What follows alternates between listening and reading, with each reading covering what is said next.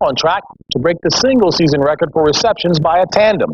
The Packers, on the other hand, have found their groove and are tied with the Bears atop the NFC Central.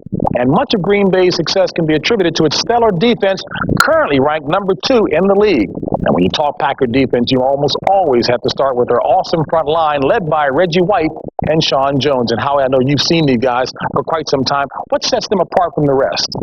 You know, I'll tell you, these two guys are great players. When you start a defense, championship defense, you want to start with ends. And there was some concern that the Packers would not be competitive in the free agent market. Well, I'll tell you, these two guys have gone a long way towards legitimizing the Packers as a player in this free agent market system.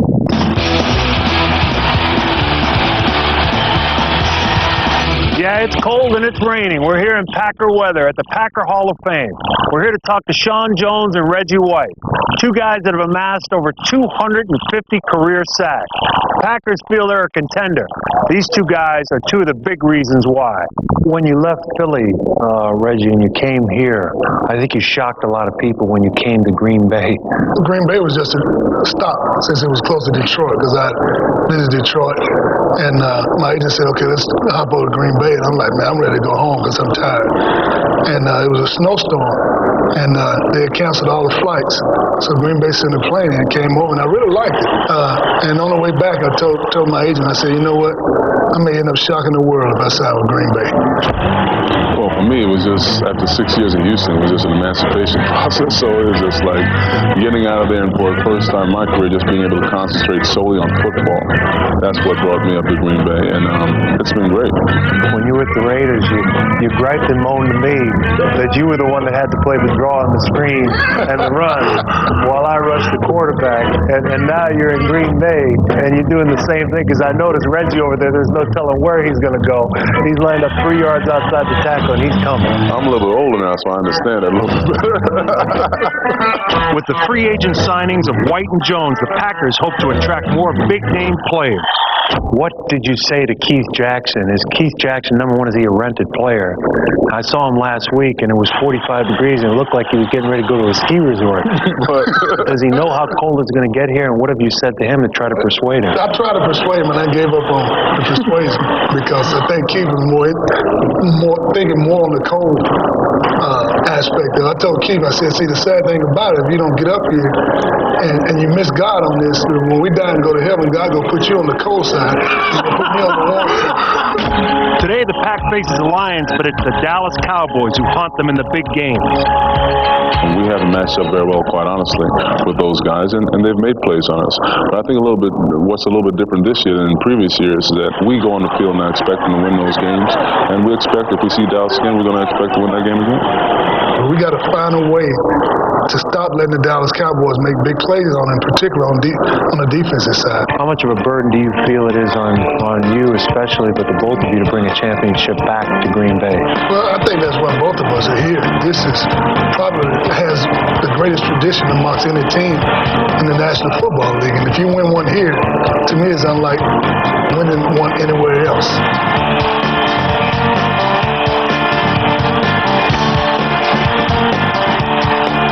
Well, today should be a very exciting game. It's a rematch of a game a couple weeks ago. Look for the Green Bay Packers to roll Leroy Butler up as an extra defender. This will take care of two things. Take away the quick slant for Detroit, one of their favorite plays, and also it will take away Barry Sanders on the cutback. Look for screens, draws, and draw traps versus that very aggressive Detroit defensive line. We're all waiting for someone to jump up besides Dallas and San Francisco and be real good. There's nobody out there. Go back to Green Bay playing Dallas, guys, and they give up their first 300-yard passer, their first 100-yard rusher. They totally got stymied, but they own the Lions, and the Lions today are not going to be able to take care of these guys. And Terry, Keith Jackson could really help Green Bay, but I hear there's a reluctance of the players to accept him because of his attitude and because he doesn't want to be in Green Bay.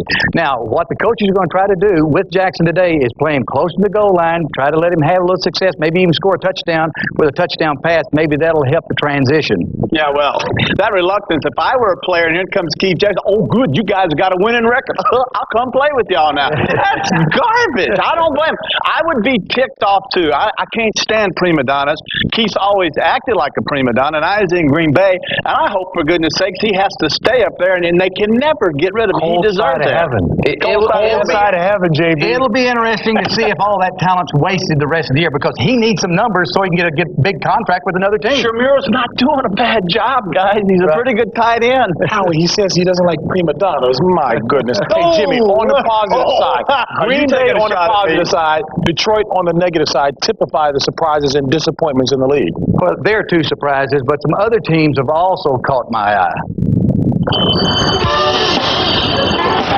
Attention, class of 95, I need it quiet. We're only halfway through the season, but there are a few things that we need to discuss. Now, some of you may not like it, but it's time for your mid-season report card. Let's start it off with the evaluation of the teams. When it comes to surprises, say no more than the St. Louis Rams. It's amazing. These guys are 5-2, and it seems everything this team does is a surprise. And what about the Bucs? They're at the bottom third in offense and defense, but only 5 teams have allowed fewer points. That's surprising. I think surprise means finally you're doing something that you haven't done before. And how about the Kansas City Chiefs? They're 7-1 with a +11 turnover ratio. And of course, we can't forget about the fabulous Colts knocking off 3 heavyweights in consecutive weeks. I think people that aren't surprised are people that are in the Colts locker room. Now, 2 teams that receive extra credit, both expansion teams who are looking to make the Dean's List. As for my disappointments, some teams are lacking in chemistry. The key element for the Browns, according to the staff, has been the downfall at quarterback. Well, it was a surprise to me, and I just feel like I've worked too hard this year and played too good to be the scapegoat for all this. And we can't overlook the Dolphins. It's not the 3 straight losses, but the Jets and the Saints. It's tough enough, when you're not happy with yourself and what you're doing, and then to get it from everywhere else, that just compiles the problem. Now, these teams don't run on their own, and some of you guys need to be held accountable. I should know what I'm talking about. I'm talking to you coaches out there. At the head of the new class, Oakland's Mike White. He inherited Al Davis and an extremely talented team. High marks also go out to the Rams' Rich Brooks. He's already surpassed what anybody could have expected. Some veteran coaches who have made the grade include Dave Wanstead.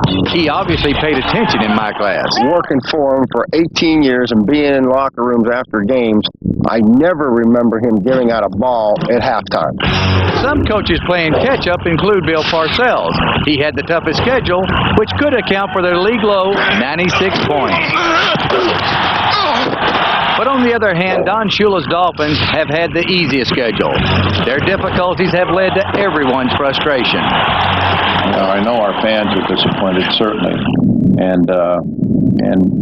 but they can't even begin to think about the disappointment that we have. But what it really comes down to is performance on the field. Some of the players are making the grade. Some of the players are going to have to stay after school.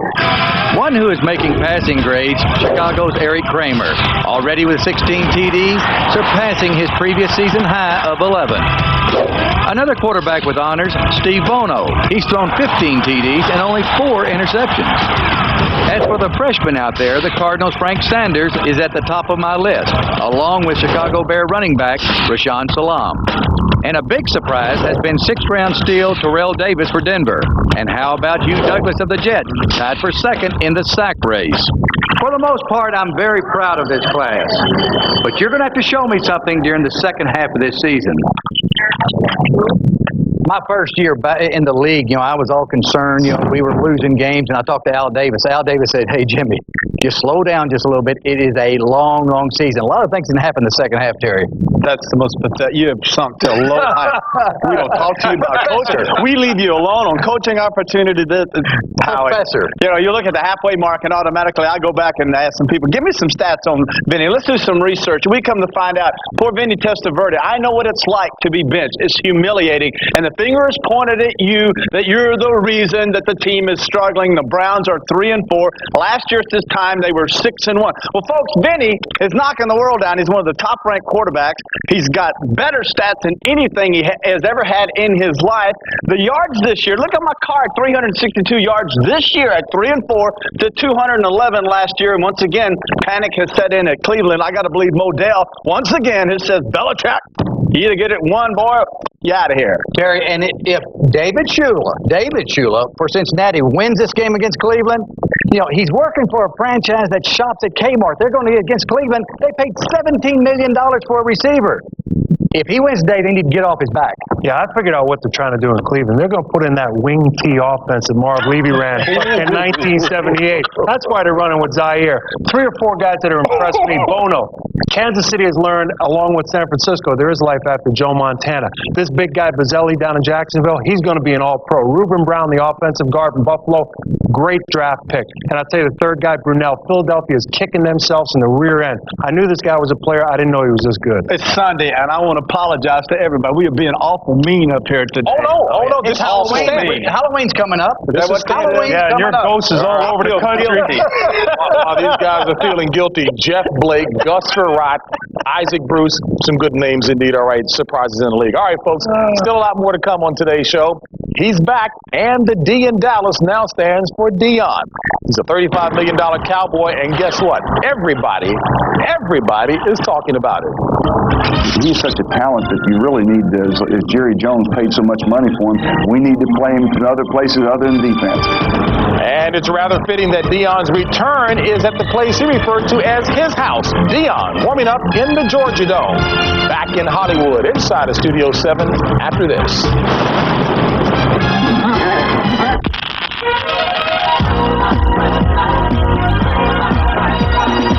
It's a blast from the past. All your favorite arcade games like Asteroid, Centipede, Defender, and Galaga. So polish up your old moves. You'll need them to survive the arcade classics. Now available in 2-in-1 game packs for Game Boy and Super Game Boy, baby.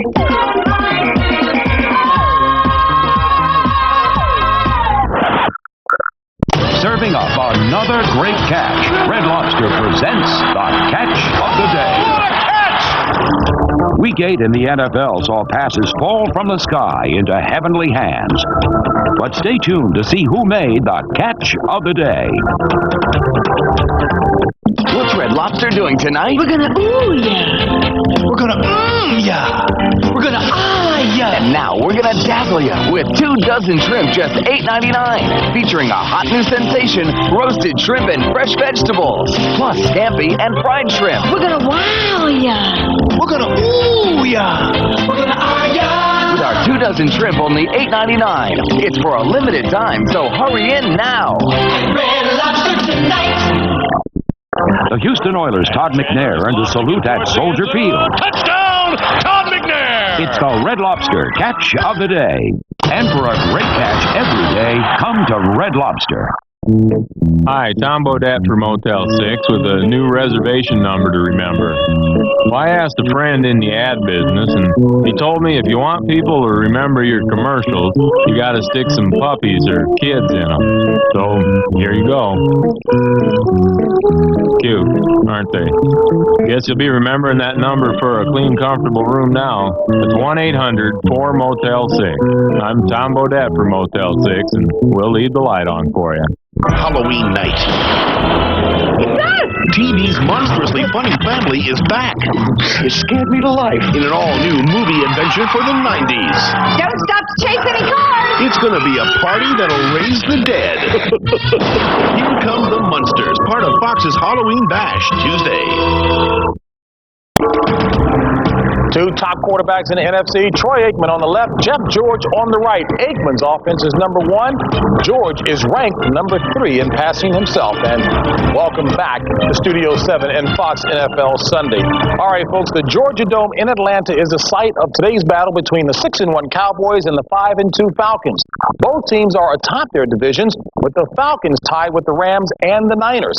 But most of the attention is focused on one man, Deion Sanders. Today marks his debut with the Cowboys, and he's returning to a place he used to call home. Fox's Pam Oliver is standing by live, and Pam, it seems like everybody has absolutely something to chime in about Deion. Yeah, everybody except Dion himself. He decided this week to keep quiet. He didn't want to talk about himself, the contract, the ankle, the Cowboys, the Falcons, nothing, which of course only adds a little drama to this little story. I don't think even Alfred Hitchcock has anything on Dion when it comes to building suspense.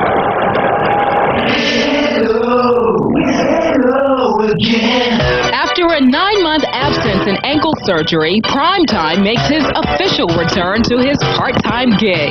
But rather than high-stepping it toward cameras and microphones, Dion low-keyed it all week just when the suspense began to build. He's been all mysterious this week, quite serious. What's all that about? He's not talking to reporters. Well, I think he's definitely trying to get focused and do the right things. I think he's trying not to be caught up in the hoopla of going back to Atlanta. I got one thing to say. This is my house. This is the house of Prime. I tore it down. I'm out. That was following Dion's last trip to Atlanta when he picked off a pass and went 93 yards for a touchdown. Going back to play in his house only heightened the anticipation of Dion's debut as a Dallas Cowboy. Hollywood couldn't have scripted it more perfectly, but maybe Primetime could and did. I'm sure he looked at his schedule. I have the surgery here.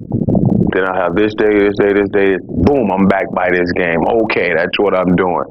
He's no dummy. Believe me. Believe him, because few know Dion as a person and a player better than Michael Irvin. I would always wonder, you watch a film, you're trying to figure out what is this guy thinking here so you can beat him. Now I get a chance to do it every day in practice. It makes me a better receiver. And I tell him all the time, if I'd have known that's the way you was thinking here, if I'd known that's where you, so man, now if you go to another team right now, because now I am inside his head. Dion's been hard at work preparing to play not just defense, but offense and even special teams. He's got excellent hands, great speed.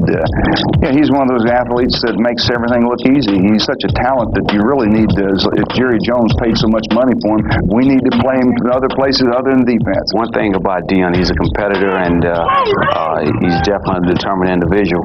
And I don't understand why I'm sitting here asking all the questions about Dion. Well, Emmett, when the main man won't talk, what's a reporter to do? Oh, yeah, Dion did grant one interview this week to some guy who paid him $35 million for his services. Now, would that be checkbook journalism? So, if someone paid you to be his honorary spokesperson for the week, what would you say about what he's probably feeling? He's not coming here saying, hey, I'm just here and I'm this, I'm that, I'm above people. He's I'm one of the guys, man, I want to carry my load. Hey, I'm taking this primetime show on the Fox. Be there, baby. Now, those close to me tell me that Dion really just wanted to get this game under his belt with as little self-promotion as possible. Things should return to normal after this. One thing to look forward, though, is that ankle. We're going to have to keep an eye out on that because I did not get too many terribly convincing answers when I asked Dion off camera and his teammates on camera if that ankle is 100%. They said, yeah, it's okay, but when you asked if it was 100%, boy, you should have seen these guys running for cover. I guess we'll all get a look at that in just a little while. JB, back to you in Hollywood. All right, Pam, thank you very much. Deion Sanders is regarded as the best cover corner in the game today. In addition to superb talent, the technique one uses at this position is critical. Well, over on Fox Field, we have a special guest helping to illustrate how to play this very difficult position. Joining Jimmy Johnson is the veteran defensive star with the San Francisco 49ers, Toy Cook, who played alongside Dion last year. And Jimmy, talk to him. JB, now, Toy's on injured reserve right now, but you'll notice he's got the Super Bowl ring where he had an interception in last year's game. Before we get into Dion's technique, Toy, why don't you talk a little bit about the story of against the Rams last year, demonstrating Deion Sanders' speed? Fourth quarter, game on the line, we're playing a quarter technique, I'm playing safety. Flipper Anderson tries to run a post. I turn, I'm like, oh, I got this pick. Next thing you know, I hear this boom, boom, boom, boom, boom. I'm turning around, I'm like, who is that? And it's Dion flying by both me and Flipper. And I mean, just perfect example of how fast he is. Fastest defensive back in football. I'm going to be the wide receiver. Now, you're going to play the press technique.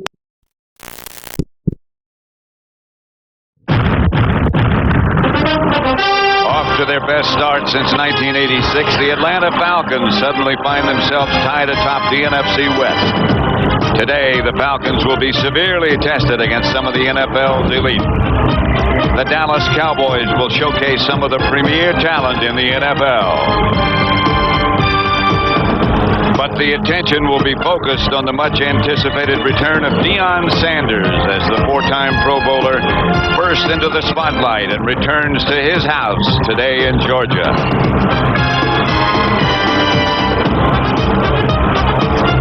Georgia Dome, where last night the city of Atlanta celebrated the World Championship for their Atlanta Braves. And Atlanta didn't get much sleep last night. I'm Pat Summerall with John Madden.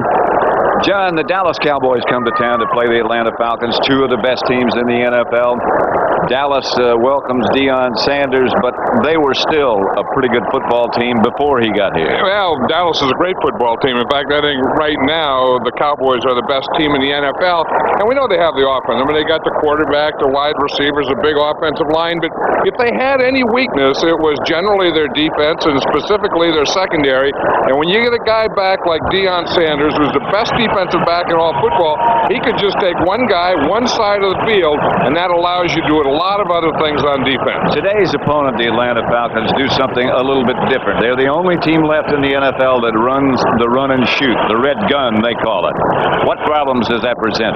Well, you know, it's different because you don't get to practice against it, but I think you need some of the run in the run and shoot, too. And this guy here, Ironhead Hayward, has to give him some running today. Then I think they have to get some first downs, get the ball in the hands of Eric Metcalf, take a short pass, let him make a big play out of it.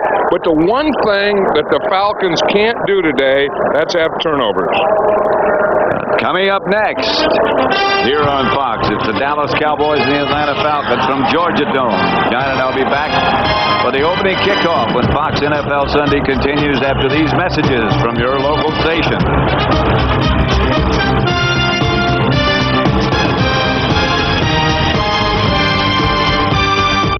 You're in Atlanta. The Dallas Cowboys against the Atlanta Falcons. There's the head coach of Atlanta, June Jones, and Barry Switzer.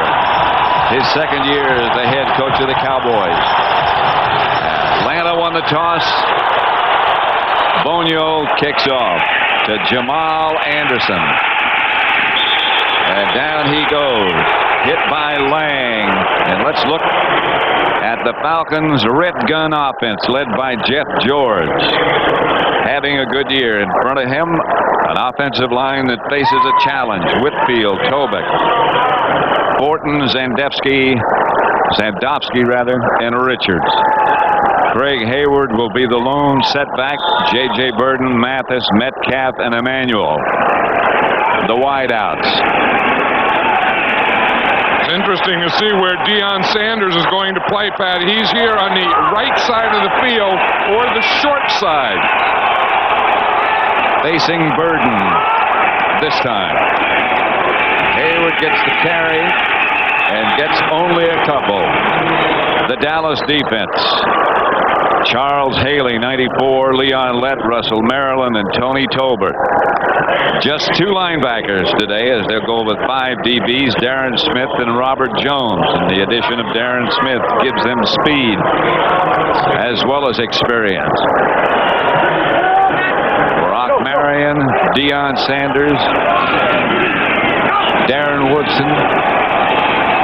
Metcalf is now the deep back, the running back. The fakes to him. George rolls right, fires complete.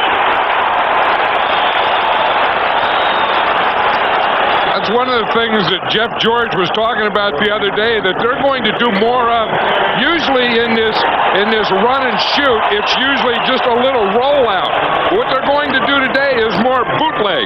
And you see where the quarterback is going to fake to one side, then he's going to roll way out to the other side. Jeff George says instead of just getting behind that guard, they got a lot of pass patterns today that are going to get them outside that tackle area, and that was one, the bootleg. That pass, that first down to Mathis. The handoff is to Ironhead Hayward, and he is swarmed upon. I'll tell you, you need swarm upon to get big Ironhead down. When Ironhead runs in there, he is a big load. Let's watch Deion Sanders out here on Emmanuel. Now, one thing, it's a run. So they're not even playing out there. But Yes, they Deion are. says, I know, but he says the guys always try and run him off. I don't know what the heck Deion was doing out there. He wanted some action. Well, he got some. Yeah, because the run was up the middle, and Deion was way out on the other side of the field. He's facing Burton this time. And here's George. Gets it out to Terrence Mathis again, who gets about 6 yards before he's taken out of bounds. You know, that's not a bad idea. When you know Deion Sanders is going to be playing man-to-man, run him off. Run him on and up. And they're going to do that today to him all day. They just have J.J. Burton run on and up, then work where he was. You know, work that position. And that's what they did. They ran Burton on and up, and then they just brought Terrence Mathis out in the area where they ran Deion Sanders off of. You better make sure he bites on the up. Metcalf is on the move this time. George back to throw it. They throw it almost every down. To Bert Emanuel. Another Atlanta first down. Darren Woodson made the stop. George has a great arm. The guy that he throws it to has a pretty good arm, too. Bert Emanuel, remember, he was a quarterback in college at Rice. Here they're playing way off, and you saw Larry Brown not comfortable over there on that left side, playing way off, giving Bert Emanuel a big cushion, and they just ran that little hitch pass. That's one of the things that the presence of Deion forces, I guess you'd have to say, is that Larry Brown has to swap sides. He's normally on the defensive right. That time he was on the defensive left. George rolled right. Fires deep. Metcalf touchdown.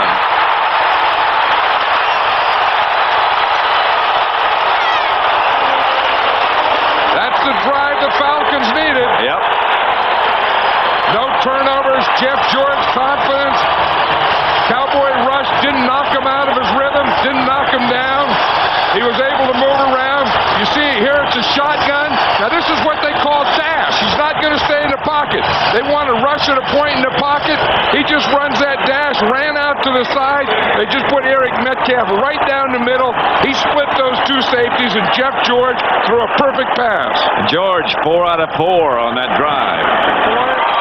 Extra point by Morton Anderson. The longtime New Orleans Saint is good, and Atlanta leads 7-0. George to Metcalf.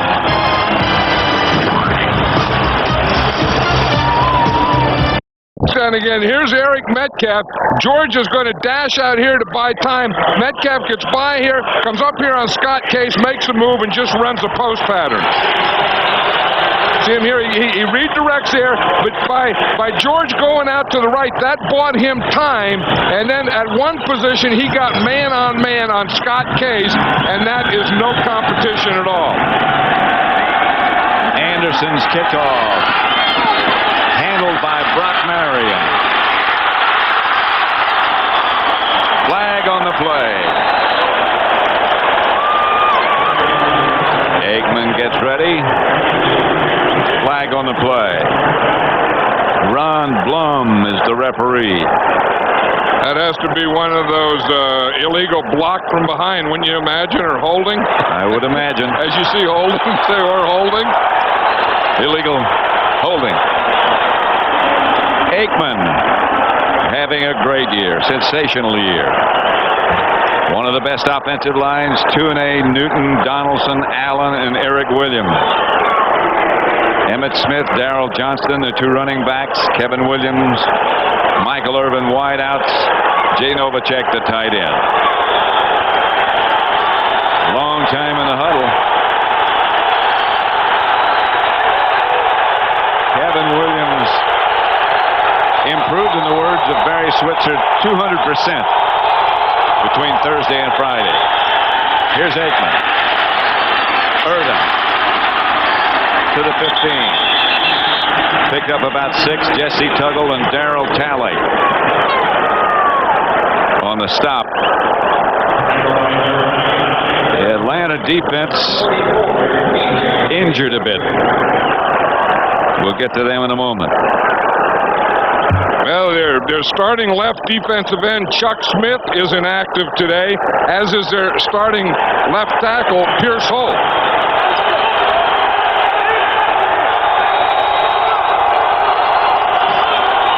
Archambault is the left end. Aikman steps up, fires. Michael Irvin again. Jumpy Gathers is one of the defensive tackles. Mo Gardner the other. Dolman and Lester Archambault. The defensive ends, Talley, Tuggle, and Matthews, the linebackers. And the secondary, DJ Johnson, Harper, Ross, and Phillips.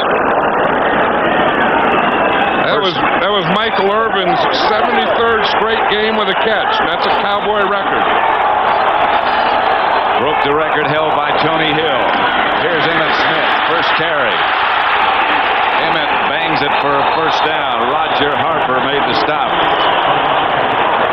I'll tell you, maybe that score by the Falcons was a wake-up call for the Cowboy team, because watch this offensive line fire out. You know, we always talk about Emmitt Smith and how he runs. Gerald Johnston is always a great lead blocker. He does it again. Emmitt Smith just finds that hole, that crack, hits it quickly, and boom, the next thing you know, it's a first down. Nate Newton, a good block on Jumpy Gathers. But it's all those guys working together. It's a big offensive line, along with Gerald Johnston, and great running by Emmitt Smith. Novacek on the move. Emmitt Smith again. Hit behind the line by Clay Matthews and dragged down there, no gain. There's an amazing guy, isn't really? A linebacker, Clay Matthews. I remember when his dad played for the San Francisco 49ers. Clay Matthews is 18th year in the league. Now you say, you find 18-year guys that do something, but Clay Matthews, 18 years as a linebacker. No linebacker has ever played that long in this league. Well, there it is right there. Of course, his brother's a great player.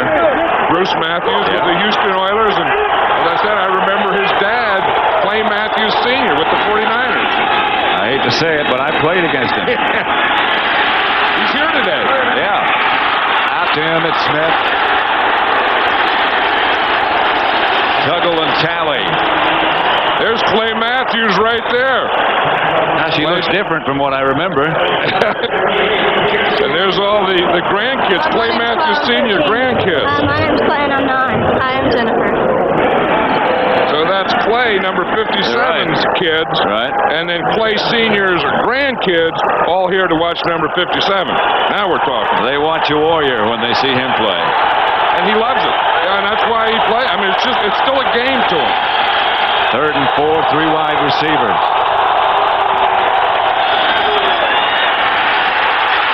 Aikman got away from the Atlanta blitz. Gets the pass to Irvin. I don't know how, but he got it in there. I don't know. Kevin Ross was the blitz.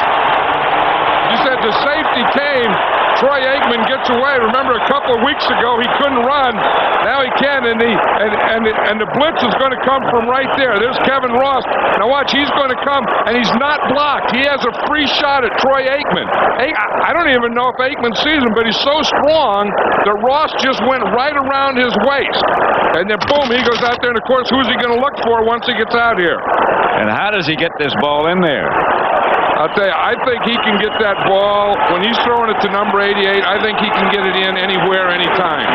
Back to throw it again. This time he won't get away from the blitz, or he does, and gets it to Emmitt Smith.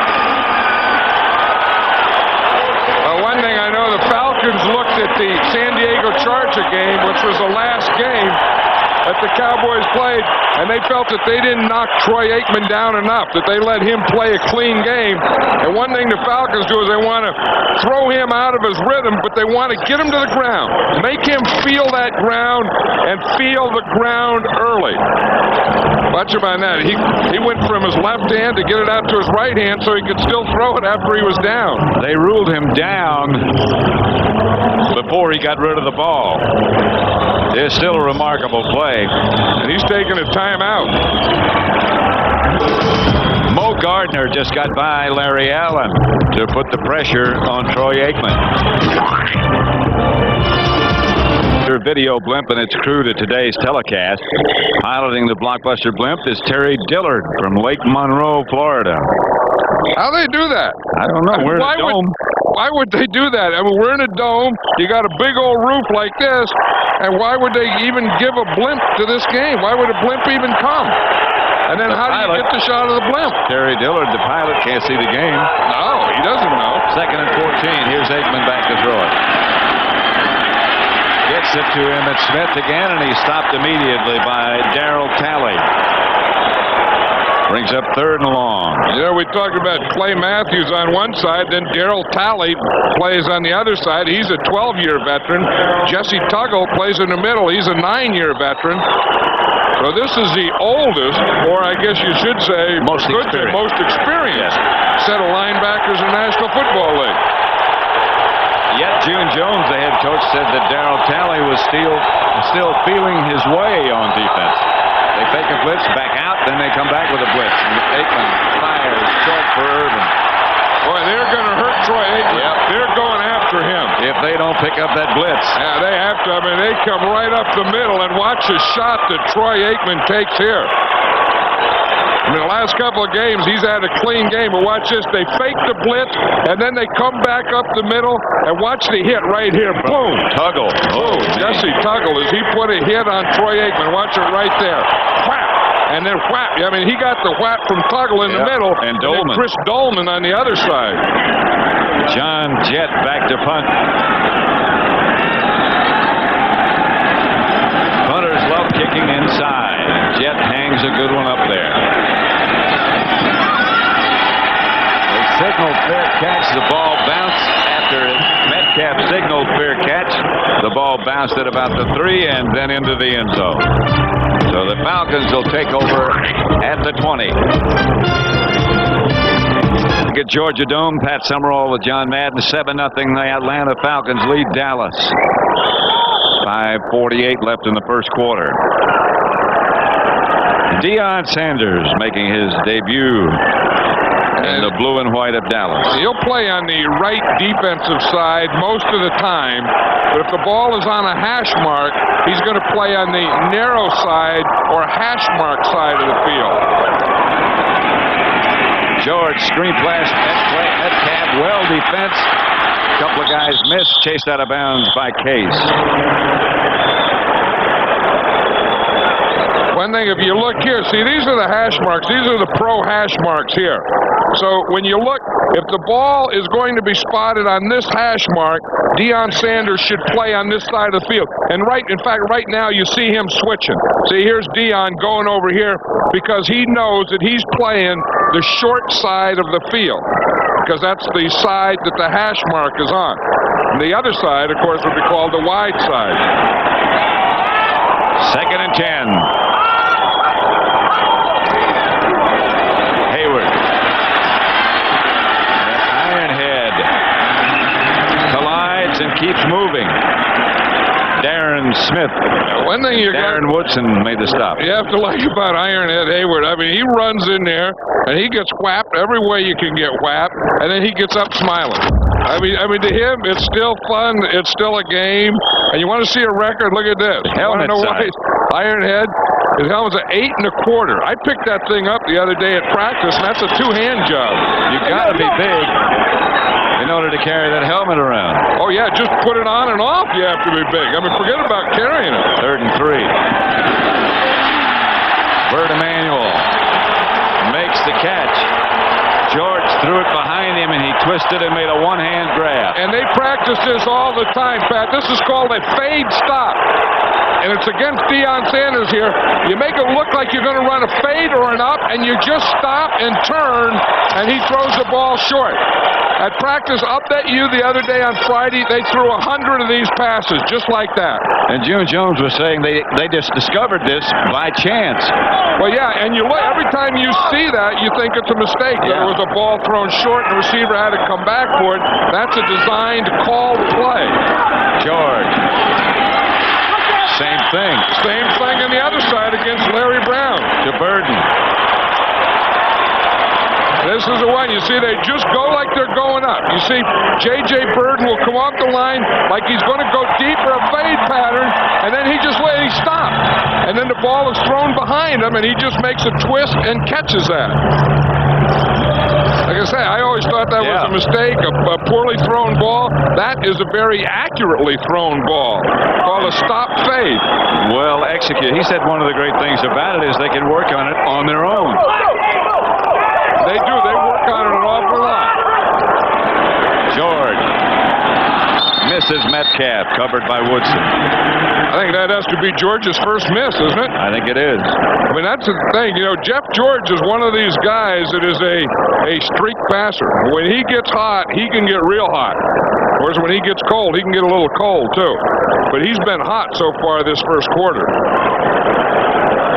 He always looks like, well, he looks a little worried in that picture, but when he's out on the field, it looks like, hey, where am I? Well, he has that red gun that, you know, the only one that does that. This is a very complicated offense. Hayward to the Dallas 45. Gain of about 6. Ironhead says, you know, now, I mean, he used to weigh over 300 pounds when he played in this league. And he says the only way they can tackle, you know, we were talking to him the other day, how do you tackle? And he just pointed down below his knees. That's the only way that they can, you know, one-on-one can get him. You can't get him up high. You see right there? You go down and you chop him right below his knees. And he has scars from his knees to his toes. He is full of scars. And he can name the defensive back that hit him on each scar. 3rd and 4. George. Mathis. First down Atlanta at the Dallas 30. Brock Marion on the stop. You know, one thing, this Atlanta team is getting good pass protection now for Jeff George. Bob Whitfield playing over there on Charles Haley, doing a good job of man-on-man pass protection. Watch this. Here's Whitfield here. Here's Charles Haley. If you're going to be back here throwing the ball, you better get number 94 blocked. Now watch Whitfield. He just hits him, just rides him right beyond, and let Jeff George step up and throw that ball. That's good footwork by Whitfield. Whitfield's a good tackle. Yep. Dallas showing blitz, and they're coming. Woodson's coming at Burden. Mathis has the ball. They had the right play called at the right time. Brock Marion made the stop. They had a screen pass. They got Robbie Toback out there. Watch this. This is the play before. Now watch what they do to Charles Haley. You see they just drive him right out, and then that is the lane that Jeff George can throw in. 2nd and short.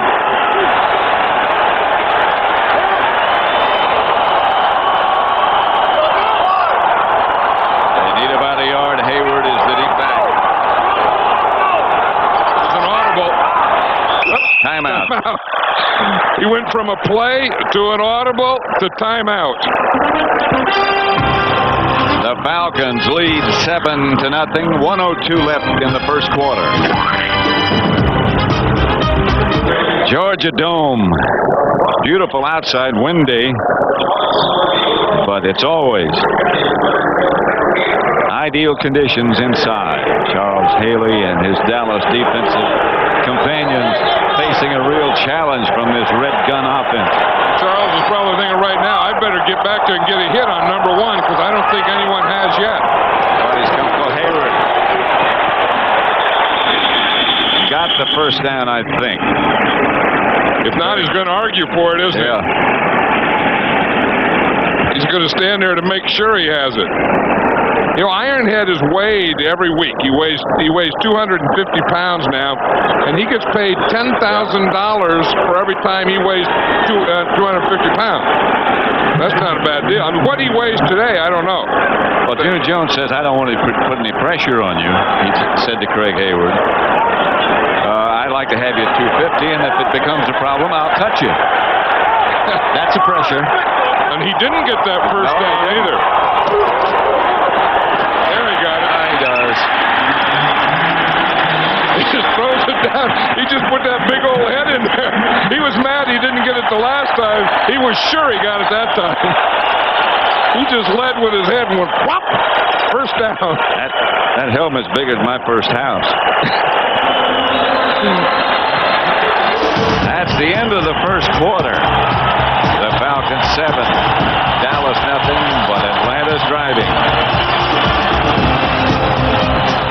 Coming up next, it's the second half of our Fox NFL Sunday doubleheader. Most of you'll see the Green Bay Packers take on the Detroit Lions, plus other exciting regional action. Check your local listings for the game and time in your area.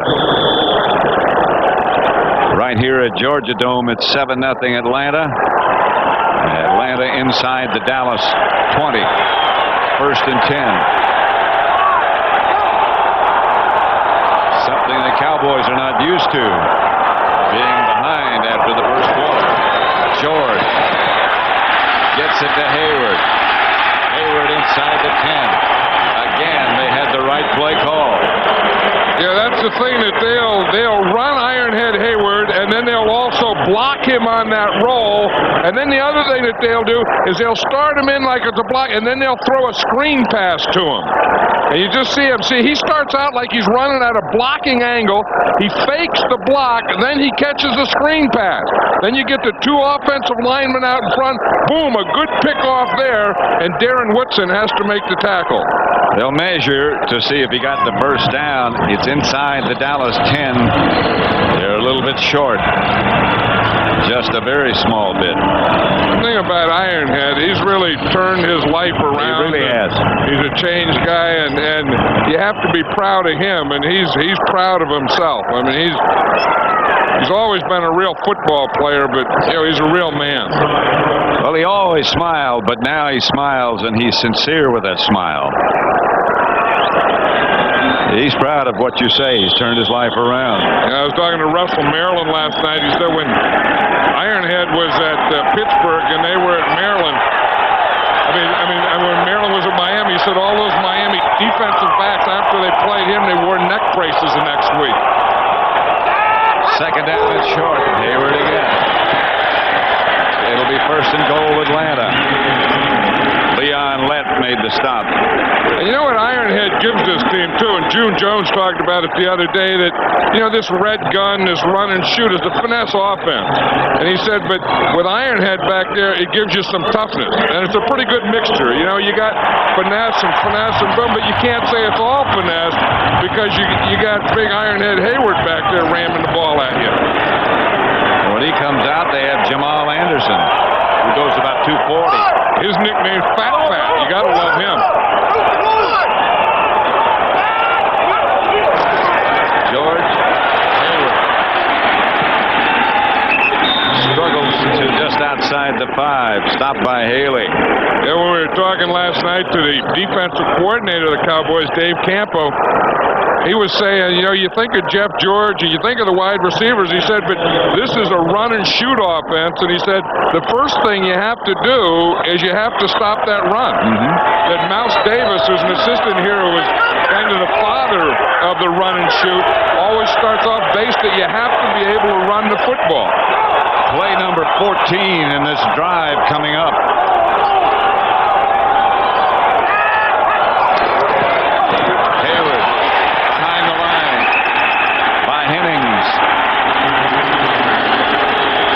The place to get him. If you're going to get Ironhead Hayward, two things you have to do is, one, you either have to get him before he gets started in the backfield, or if he does get started, then you better hit him low. That time Chad Hennings got in the backfield, got the penetration. Watch Hennings here. He's just gonna knife right through. You see him, he starts in, then he just splits that gap and comes right around Sandowski. 3rd and goal. Now you gotta cover him.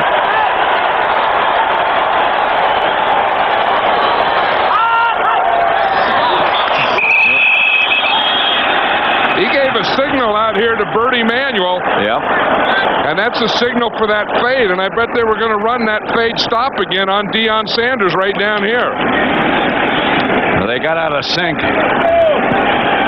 Well, Jeff George was up there calling a play. Then he looked out at Bertie Manuel, and he gave him a signal. Then he went back and never did get the ball. And the Cowboys move. Let's see who moved. 94 defense. Half the distance to keep 3rd down. Well, whatever he did, it worked, but Haley doesn't like the call at all. I can't say I blame him. Yeah, he's saying if someone moved on offense, Now here's Charles Haley here, and you're going to see that they do move. The first movement was Jeff George. That was a bad call there. I mean, Haley knows when he sees something on offense move, he's going. 3rd and goal at the 3. And he was right on that play. Yes, he was. Now I wonder if they can throw that fade stop right here. Maybe too close. Maybe too close, you're right.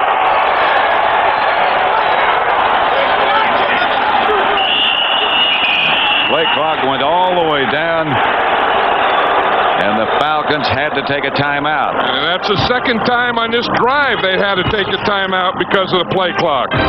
George headed up to the sideline. There is a day coming up, isn't there? Called Halloween. Spirits are out. 3rd and goal at the 3. Jeff George up under the center, back to throw. Out of the end zone. Headed for Bert Emanuel. Deion Sanders got a hand on it. Wonder why they pay him all those millions of dollars. I guess that's why. I don't know that they wanted to work on Deion Sanders down there, but Deion Sanders was covering man-to-man on Bert Emanuel. And those guys don't have that room to operate this red gun down close like this. And Jeff George wasn't able to throw it when he wanted to. He had to hold it and wait a while, and like you say, then you just run out of room down there. From 21 yards out, Morton Anderson is good, and Atlanta leads 10-0. June Jones, red gun working perfectly so far. George here, the first thing he's going to do is he's going to back out and look to his left. And then he doesn't see anything to his left. Then he's going to come back to the middle, and he has nothing there. Then he's coming to his 3rd wide receiver. See, and he had to wait that long, and by that time, Deion Sanders had perfect coverage on Bert Emanuel. Morton Anderson's field goal makes it 10-0 Atlanta. He kicks off a bouncing kick down to Clayton Holmes. Holmes to the 20. Watch this now. Here's George throwing the ball. Now watch Deion Sanders. The ball goes right through his hand. First of all, it looked like he could have caught it. Then he decides that he can't catch it. And then he's going to knock it down. Watch the coverage right here. He grabs Emanuel a little. Now, but that grab, that brought him right in position to get between Jeff George and Bert Emanuel and get into the position. See, now Bert Emanuel's telling his teammates, that's what he did to me. See, he grabbed me by the back, and I went up, and he went by. Emmett Smith gets the carry on 1st down, stopped by Jesse Tuggle.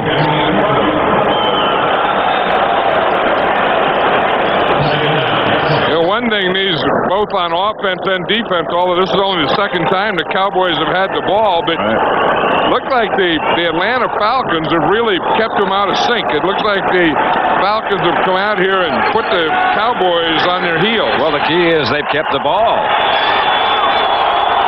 16 plays in that drive alone. Emmett Smith again. Emmett to the 38. Right now for McDonald's game break. Let's return to James Brown in Hollywood. Pat Rodney Pete may not be stylish, but he's been effective. Play action. He's got time and finds a wide open Calvin Williams for the score. Eagles on the board in the 2nd, 7-0 over the Rams. Let's take you back to Pat and John. Back at Georgia Dome, Deion Sanders is lined up behind Michael Irvin on offense. And he'll probably be a decoy. They'll probably fake a reverse to him and throw a screen.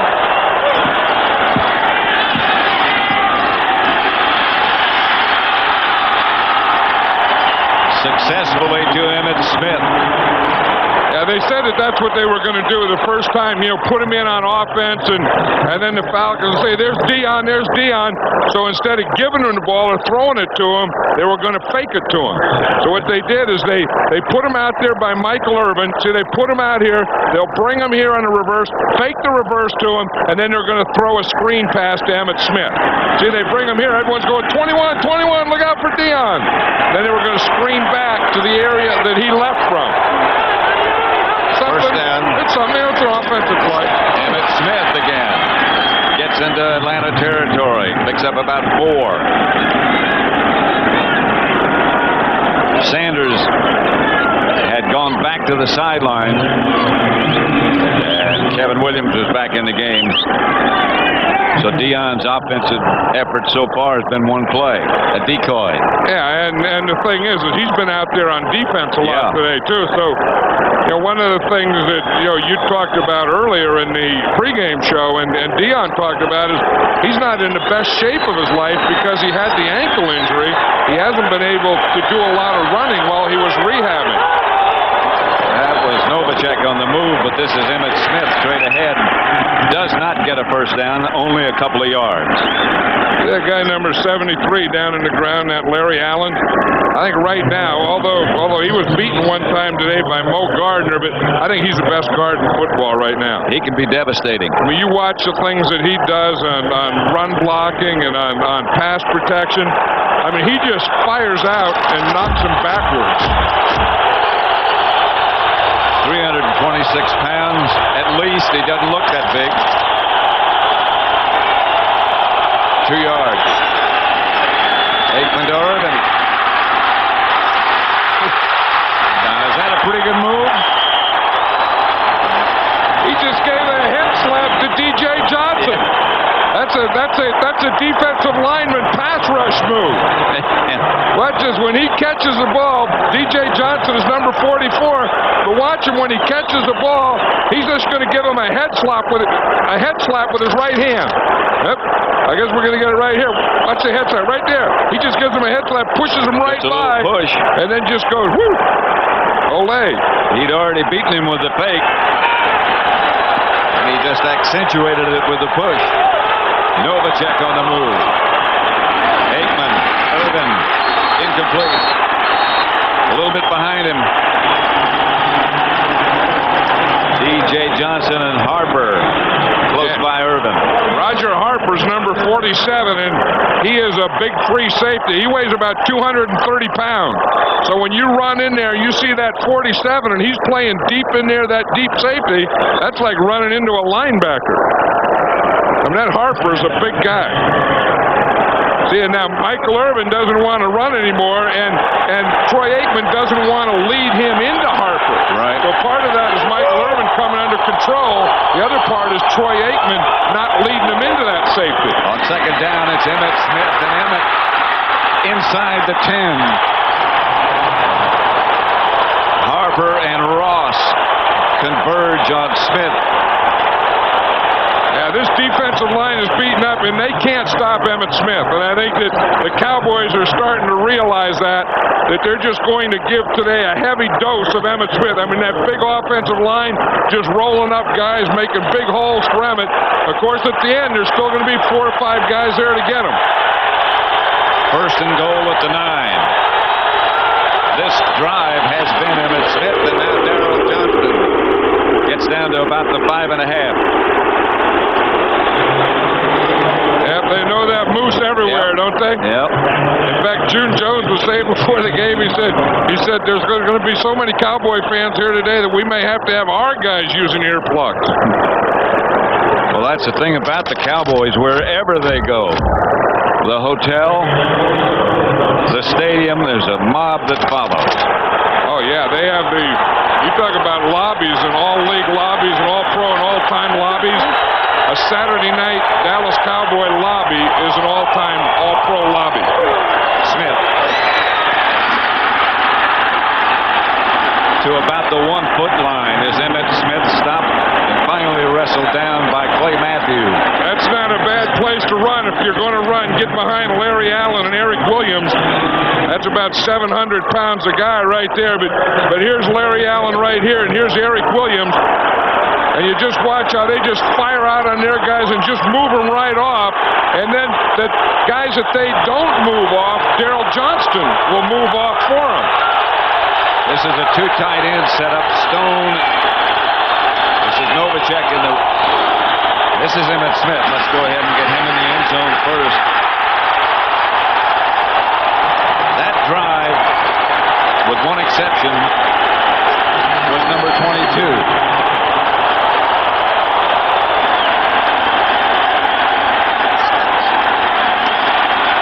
They needed something to fire him up, and it's Emmitt Smith. With a lot of help from his offensive line and a lot of help from Daryl Johnston. You know, that whole look that he has coming off there, to me, is determination and competitor. Boneyall's extra point is good. You talk about competitor. No one is more competitive than Emmitt Smith. 7 carries, 45 yards on that drive, plus the pass reception on the screen when the play that Dion was in. 10-7. And you'll be there, huh? Well, you're clearing the way, aren't you? Yeah, I'm going to Las Vegas right from here. Yeah. Preston. Flag on the play. Greg Briggs down to bring him down. You know, in every game you have momentum within a game, and then you have momentum changers. And I think the Falcons had the momentum. Holding 50 on the return team. 10 yards, first down, timeout. And then Emmitt Smith became the changer. 10-7 second quarter. Atlanta leading Dallas. Which family has played the most NFL games? Which family has played the most NFL games? Dome in Atlanta. The Falcons 10, Dallas 7. Pat Summerall, John Madden. Atlanta ball after the penalty back at their own 11-yard line.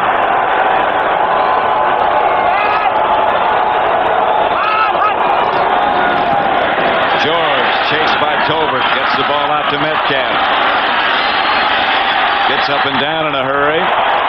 Brock Marion on top of it. The Aflac question of the week again. Which family has played the most NFL games? Yeah, if it wasn't played, you'd think of Maras and Rooney's and Modells and guys like that. But since you're playing, it has to be the Matthews family, huh? There's Clay Sr., the father. He played for the 49ers.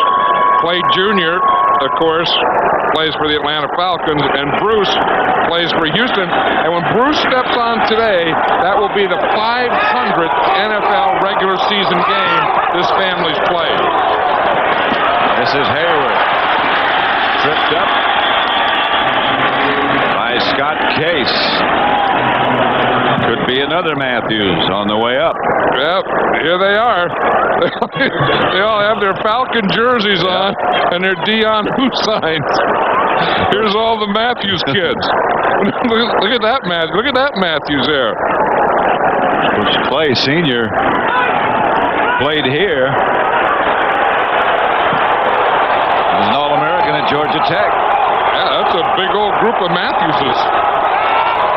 Third down, about 5. Jeff George chased him down by Haley. Matter of time. Yep, it was just a matter of time, and they had to do that. We said that the offensive momentum changer was Emmitt Smith. Charles Haley is one of those momentum changers. So he just kind of goes with it. Here he is. And Charles Haley can do it with strength or speed. Here he just does it with speed.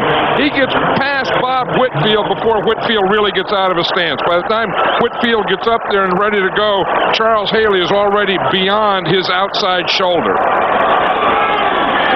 Holmes back deep. Dan Straczynski is the Falcon punter out of the end zone. High kick.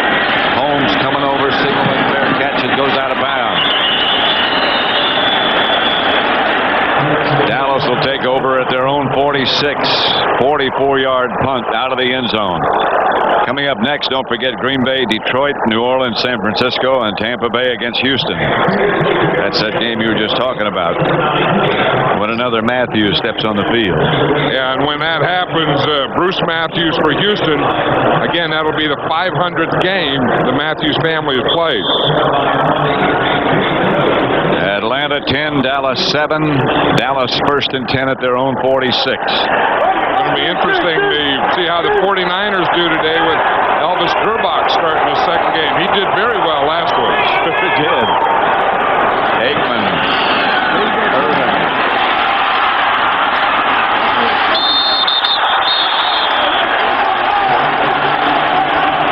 Michael Irvin.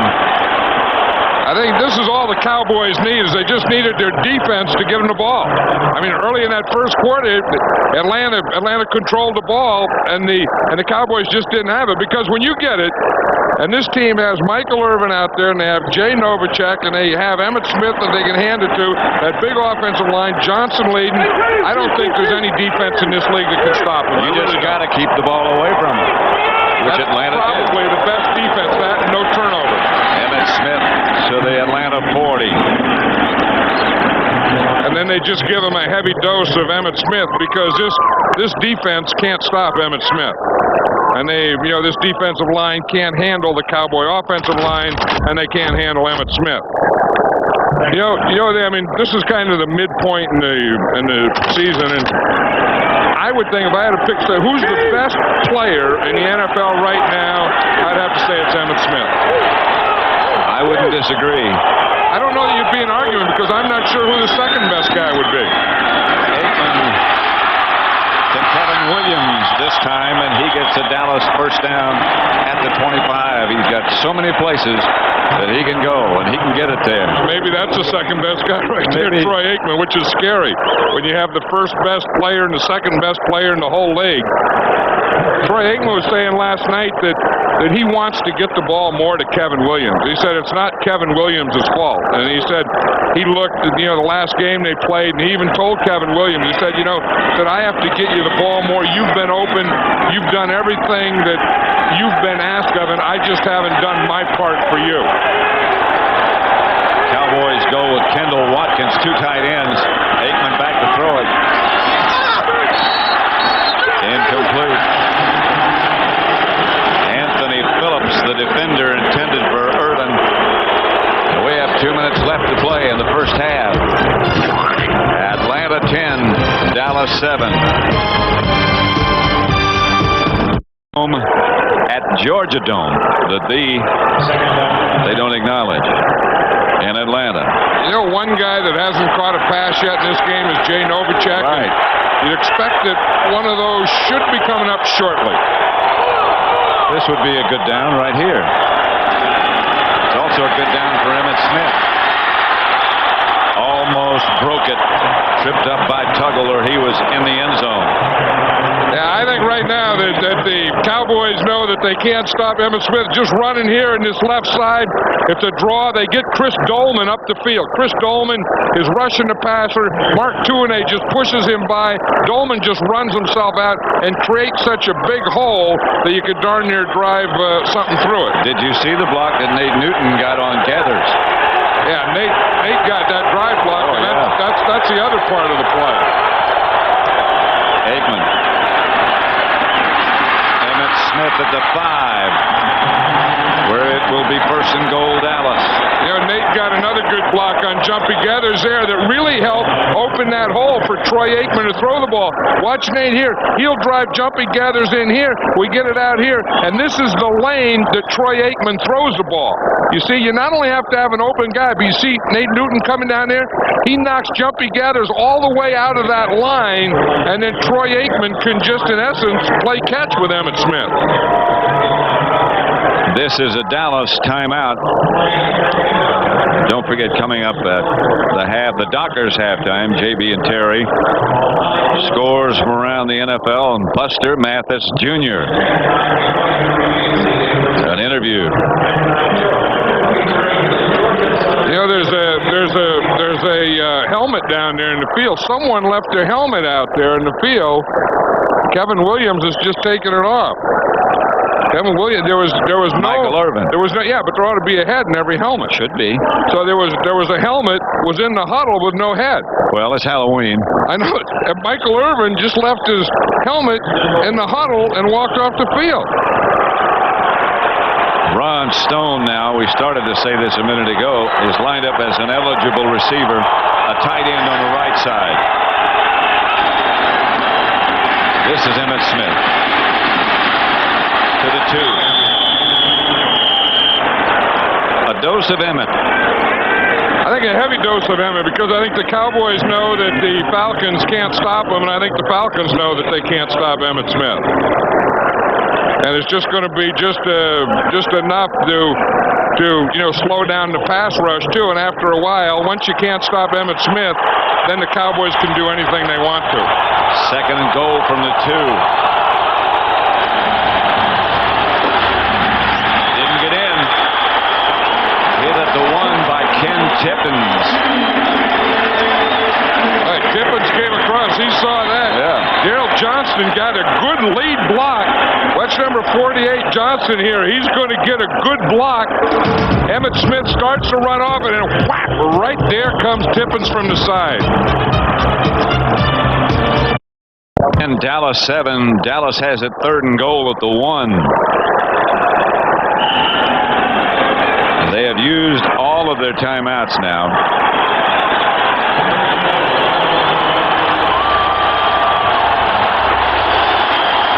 This almost forces a passing situation because you either want to throw the ball and then it's either a touchdown or it's incomplete, and then you can kick your field goal.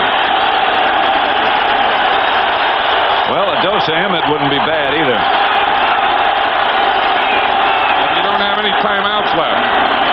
The pass. The touchdown, Novacek. And see, the Falcons should have known that the Cowboys didn't have any timeout, and although the ball was on the 1-yard line, to save it, they had to throw the ball, or time would have ran out if they didn't make it. So what they did is they run a play fake. You see, they fake the run, and they fake right in here. Novacek runs a crossing pattern. He's just running the deep line, the back line. You have a crossing pattern in front of him right in the goal line. Then you have Jay Novacek coming across on the back line. With nobody else even in the picture. They all went for the play fake, but they shouldn't have. Touchdown pass from Aikman to Jay Novacek. And as you said before, that's the first pass he's caught today. Yeah, and you knew that eventually they were going to start looking at Jay Novacek because he's one of Troy Aikman's favorite. And I think, again, we talk about the Falcons. They had the momentum. They had everything going. And then this guy right here came in and took the game over. And then he got the momentum back for the Cowboys. And then once they couldn't stop Emmitt, then anything and everything is going to go for this offense. How about... Excuse me, go ahead, Jim. I was just going to say, how about what happened here last night? At Fulton County Stadium, which is the one on the right side of your picture.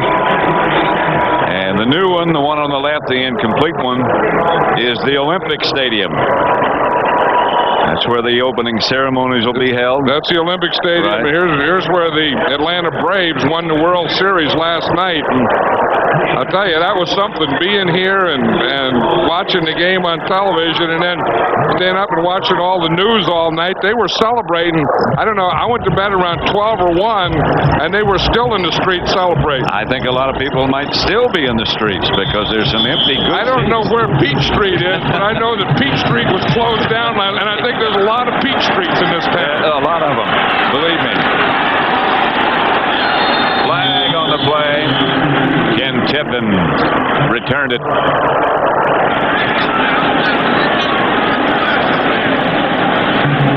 Dallas leading by 4. Penalty marker on the play, on the return against Atlanta. Falcons have 1 timeout left. Holding number 27 of the receiving team, 10 yards from the spot of the foul, first down. Called against Brad Edwards. 12 seconds left. Look at this touchdown again. The first guy that's there to congratulate him is Troy Aikman. And then a guy who's not even in the game, doesn't even have his helmet on, comes, pats him on the back, pats him on the head, takes the ball from him, and runs it off. Michael Irvin, what's that all about? Well, Novacek's got to stay in the hole for the extra point. Oh, so Michael Irvin does everything. I mean, he leaves his hat and the helmet, and then he comes and says, I'll take care of the ball for you. I get it. Jeff George. Terrence Matthews, that should be the last play of the first half, although the Falcons do have one timeout left, and they stop it with 2 seconds to go. You know, one of the things that Deion Sanders was talking about, as we saw Michael Irvin come in and take the ball from Jay Novacek, he said that this team, the Cowboys, is really a fun team to play for. He said it's more like playing in high school than it is like playing in the National Football League. Of course, Deion has a lot of Florida friends, as you were pointing out yesterday. On this team, Michael Irvin, Emmitt Smith, Nate Newton from Orlando. There's Nate Newton right there. He's trying to find his belt. I think Nate's been blocking jumpy gathers, which is a full-time job, and he's done it for a half, and in that process lost his belt because his belt is down in there somewhere. I think it's been a long time since he found his belt. Well, yeah. I mean, you go from a point in life where you can see it to a point in life you just have to feel for it. 2nd and 6.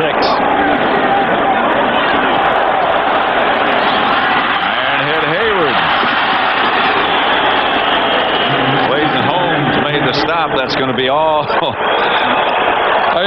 first half. Just looking for them. Looking for somebody to run into. 14-10 Dallas at the half.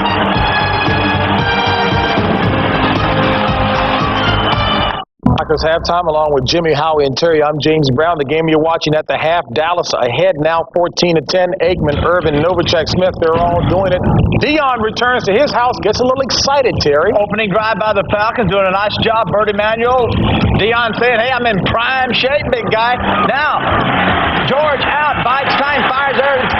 Metcalf over the middle, touchdown, beats Scott Case, former Sooner versus former Texas Longhorn. Now, Deion think he's not in good shape here. Inside, good protection there. Knocks it down. Emmitt Smith over for his 14th touchdown rushing of the year. And then that sets up this Novacek touchdown reception from Troy Aikman.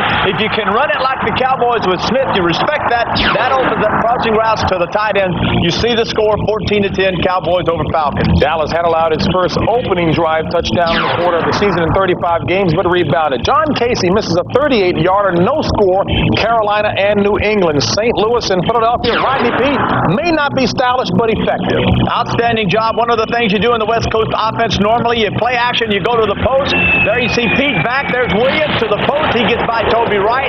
Excellent catch into the end zone. This opening half has been all Eagles. 4 sacks on Miller. The Rams offense totally not even there. This game, a close game, should be a lot more than this. Philly's defense continuing to play well. 4 sacks on the afternoon. Jets and the Colts. 17-3 Indianapolis on top. Again, Bubby Brister at the helm for the Jets. Cincinnati and Cleveland all tied at 6. That one late in the second quarter play. Pittsburgh, no way will they allow themselves to be swept by Jacksonville, leading it 21-0 late in the second. Jimmy, my goodness, you go Dallas, you get strong and start pushing folks. Well, one guy that was pushing was Deion Sanders. There's something about the dome that makes him want to fight. Last year it was Andre Rison. This year, Bert Emanuel. Now, Emmitt Smith, he's running the ball to the left. You'd think he'd be going to right side with Eric Williams and Larry Allen. The reason they're going to the left side behind Mark Tuinei, who's had a bad back, is because Chris Dolman's running up the field, opening up a big running lane. They will continue to run the ball left because of Chris Dolman's play. Yeah, I'd say minus Chuck Smith and Pierce Holt, it looks like that offensive line from Dallas, much like the guys going to be fighting on this network next week. Took some early blows, but don't get too excited because Mike Tyson's going to start throwing those big knockout blows. Terry and I were supposed to go at it, but he's claiming injury right now. So, in fact, we talk about next Saturday.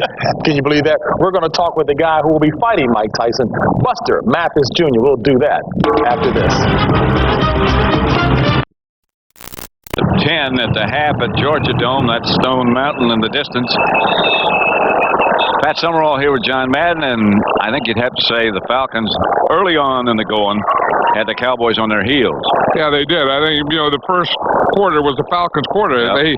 They came out, and everyone's worried about Deion's going here, and Jeff George just took the Falcons right down, and the Cowboys, really didn't adjust to this new defense. Then, in the second quarter, it looked like the Cowboys kind of took over, and Emmitt Smith says, hey, enough of this, let's us start playing Cowboy football, and they did.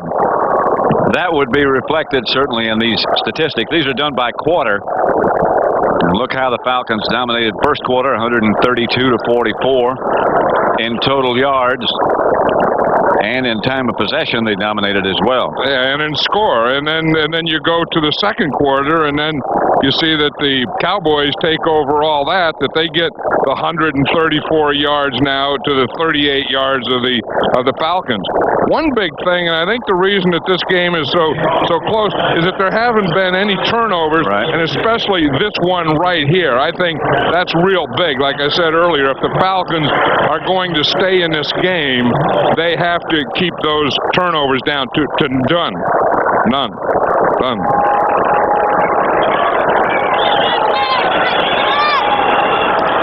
Morton Anderson set to kick off for Atlanta. But he was a great addition for this team, wasn't he? I was shocked when the Saints let him go, and I think it was just they were trying to restructure a contract or get him to take less money, but you can't take a talent like a Morton Anderson and leave him out there for even a day. I don't think the Saints thought that he would leave New Orleans. I talked to Ken Herock the other day, the vice president of the Falcons, and he said they called and made the deal in one morning. Clayton Holmes returning the kickoff, and he's got some room to go. Remember Clayton Holmes? Sure. At the last play of the half?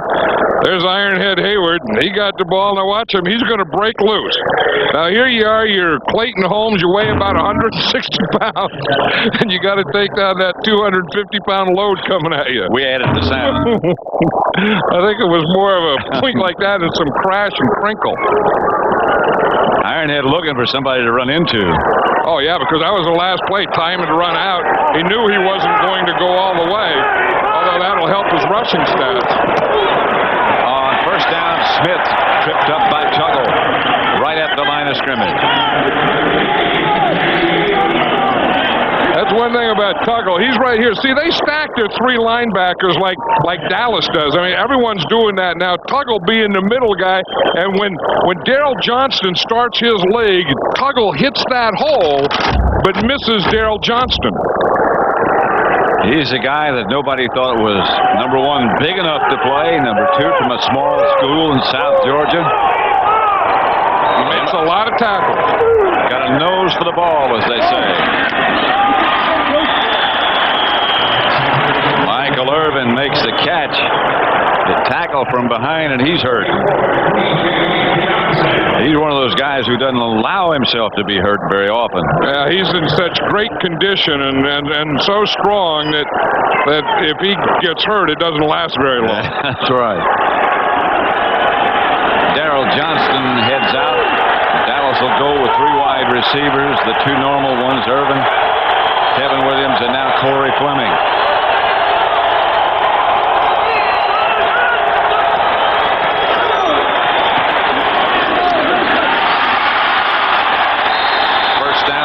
To Kevin Williams from Aikman. Yeah, that's what Troy Aikman said last night he wants to do. He said that he felt that he hasn't been getting the ball to this guy enough here. Kevin Williams is in the slot, and you're just going to see him come up, and he's going to make a little move to the inside, then he's going to go back to the outside. Troy Aikman hits him perfectly. Sanders now in at wide receiver for the Cowboys. You know, I think that first time they faked the reverse to him. This time, I think they have a play for him. Now, whether they'll throw it to him or not, but he's going to be involved in this play. Aikman back to throw it. Irvin makes the reception. short of a first down stop by Anthony Phillips. Yeah, and they had Deion Sanders. That was one of the patterns they had for him. That's called a post pattern. And you see Deion is going to be out here, and he's going to run up in here and into the post deep. But you can see that they're waiting for him to go deep, too. The corner's just running off, not going to let him catch him. Then there's going to be a safety waiting in there, too. So that read brings Troy Aikman back to this single coverage. And anytime you get single coverage like that on Michael Irvin, I'll guarantee you, and Troy Aikman sees it, that's where he's going. Hand off to Darrell Johnston. First down, Dallas. They only needed a couple. The old Moose, he likes pounding in there behind Larry Allen and big Eric Williams, huh? Look at Eric Williams. Yep. You know, he's still rehabbing that knee. I mean, he's not back to 100%. But when he gets back to where he was the best offensive lineman. I mean, forget guard or tackle or center. He was the best offensive lineman in all of football. As has been said by many, 75% of Eric Williams is better than most. Well, I mean, he's so big and strong and powerful, and he plays with a defensive attitude. Here's Aikman. Off for the bundle to Irvin. Touchdown. Michael Irvin. Not many people would make that catch.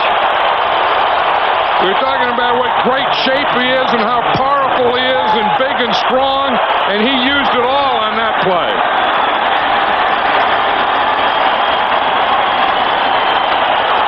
Anthony Phillips is number 26. He really has pretty good coverage on him. So watch him. He gives him a little stop and go. Phillips really doesn't go for it. He pushes away with the left hand. So he gets that left hand up there just enough to hold him, to hold Phillips there so he can go up for it. It looked as if the official nearby almost went for his handkerchief and then didn't call it. Well, Michael Irvin did it twice. He gave him a left hand, brought it back, put it out there again, and then jumped. The Cowboys 21, the Falcons 10.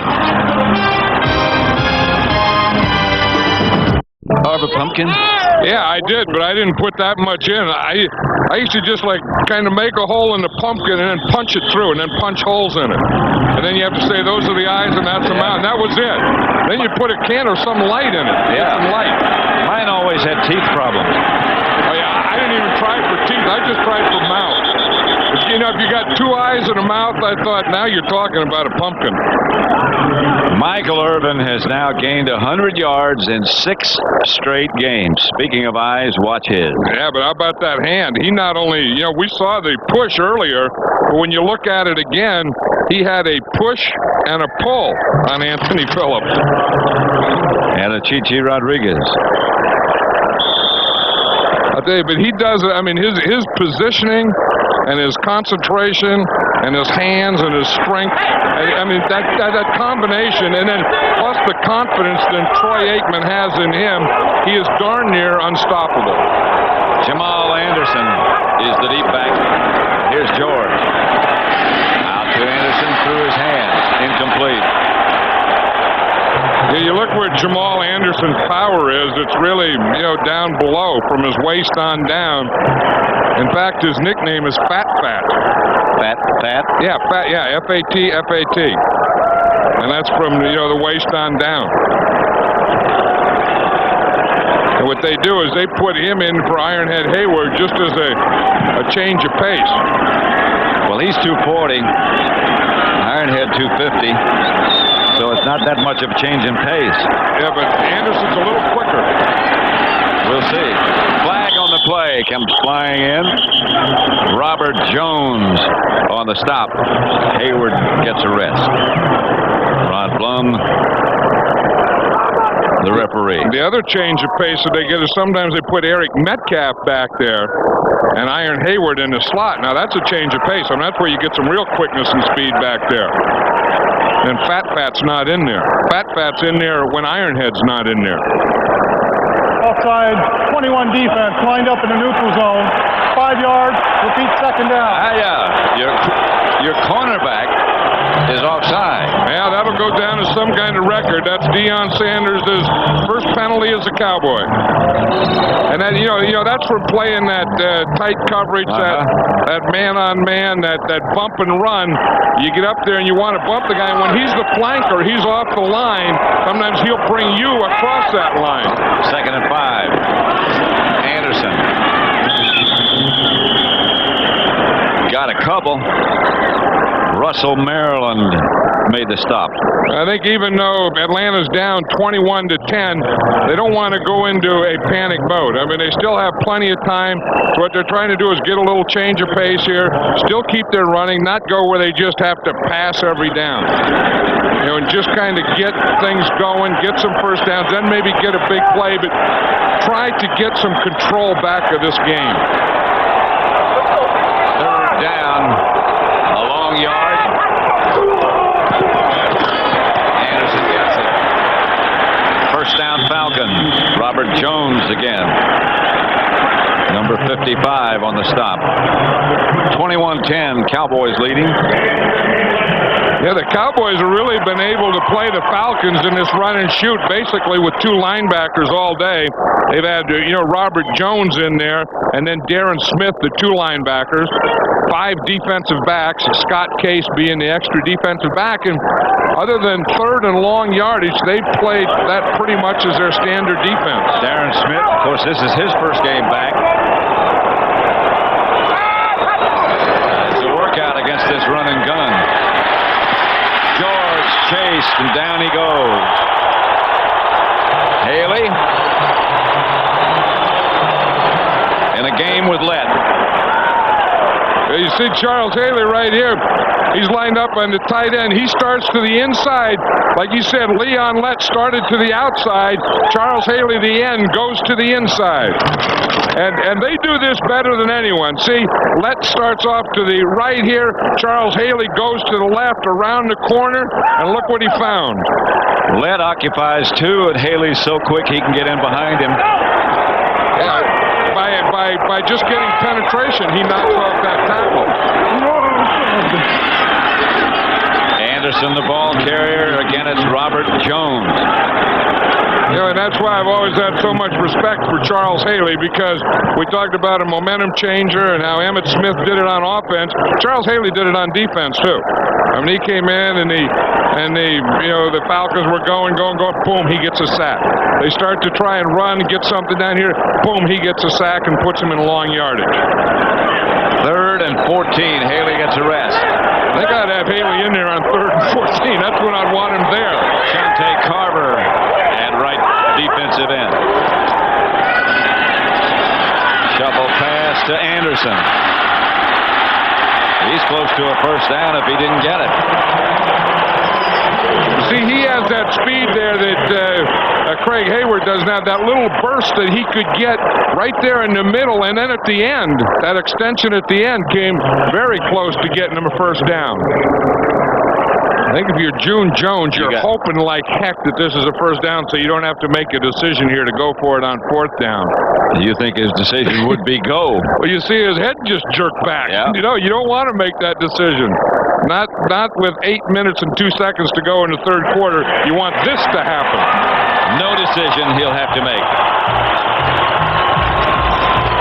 They have a lot of different passes in this offense. This is kind of a shovel pass. It's kind of a shovel half-pitch thing, but it's really a screen pass. Yep. But what they do is they invite that defensive end, Tony Tolbert, to come up, and they wait for him, and they make him make the commitment to the quarterback. Then they just get it to the back any way they can. They got the first down. Reverse coming to Metcalf. No place to go. Robert Jones again. And Charles Haley there, too. They were trying to get around Charles Haley. They did get around him, but then they ran right back into him.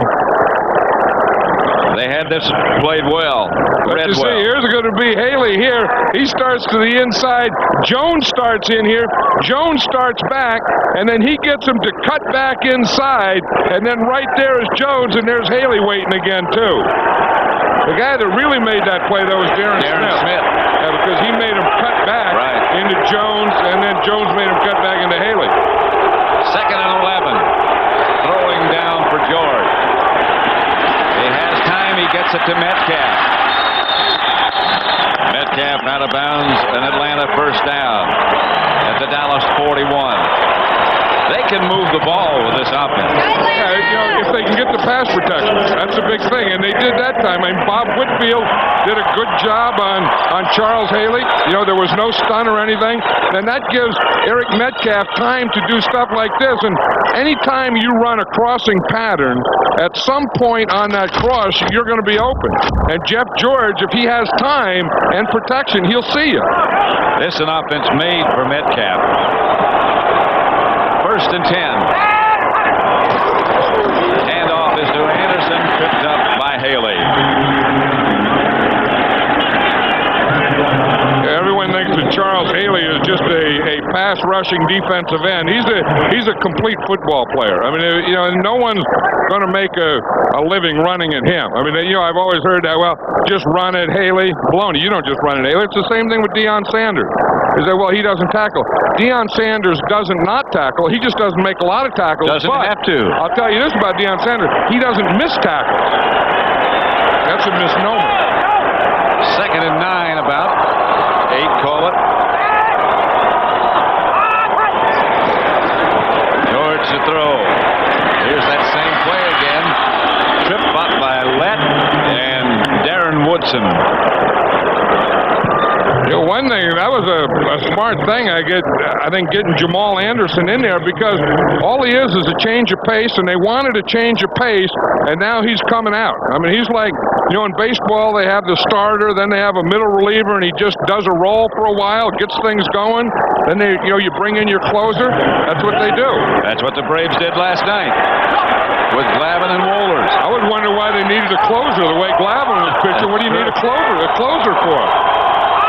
3rd down and short. Hayward, the ball carrier, into the Dallas secondary inside the 25, the 23, first down Atlanta. Scott Case forced to make the tackle. See, now Ironhead Hayward becomes a change of pace. You see, you take Anderson out there, and now you put Ironhead in there, and now Ironhead is fresh, and now he's the change of pace. I'll tell you, see what he does to an arm tackle? You see Brock Marion try and do that? Yep. He just runs right through it. I mean, you better bring a whole lot more of yourself than just your arm if you're going to tackle Ironhead. Or you could lose an arm. Dean Taylor told me he was the best running back he ever saw in high school. Whatever happened to Dean Taylor? He went to say hi with Ironhead. George dancing in the pocket, Tony Tolbert and Chad Hennings, the first two to arrive. That's the thing, they're so big in here. Here's Chad Hennings here. Here's Russell Maryland here. And if you are going to run that inside, you have to get those guys blocked. And if you are going to step up in the middle, you better watch out for those big tackles stepping up in the middle. That's why in these four-man line, if you don't get those guys blocked in there, you can't run. And if you don't get them stopped on the line, it's hard to step up in pass protection. 2nd and 12, Anderson back in the backfield. And he gets the handoff. Hit first by Case, wrapped up by Maryland. Russell Maryland said he had enough with Jamal Anderson there. I mean, when Russell Maryland brought himself there all the way down the line, he said, if you're going to run that far and you're a big defensive lineman, when you get there, you're going to finish it off at the end. 3rd down, Atlanta. 3:15 left to play in the 3rd quarter. Dallas 21, Atlanta 10. 3rd and 9. Metcalf started left, went back right. George to throw it. George chased by Tolbert. Going to run out of room. Bert Emanuel, the intended receiver. Yeah, that reminded me of Joe Montana against the Cowboys. Remember when Too Tall Jones was throwing him, chasing him, and he threw that ball to Dwight Clark? Watch Jeff George. He's going to start here with his roll to the right. Then he's going to feel the pressure from Charles Haley on the backside, so that makes him get outside. Now, his receivers know you have to keep working, you have to keep working, and I'll tell you, he threw a perfect pass. I don't know if Emmanuel would have been able to stay in bounds or not, but it was a good throw. Well, Jeff George thought it was a touchdown, and he knew where he threw it.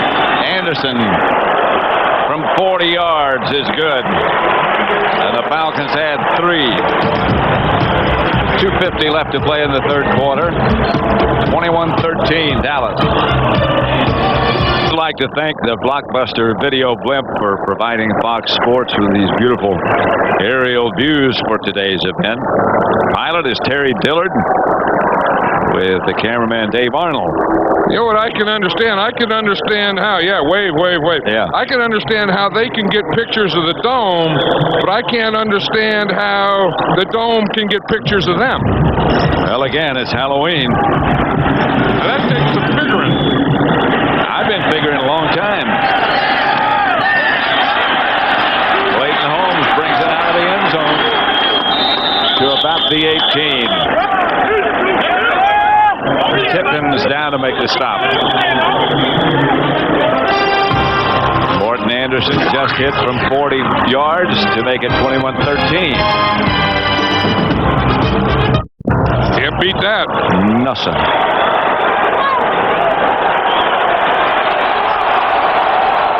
Cowboys ball at their own 18. Aikman back to throw it. Swings it outside to Emmett Smith, and Emmett out of bounds at the 20.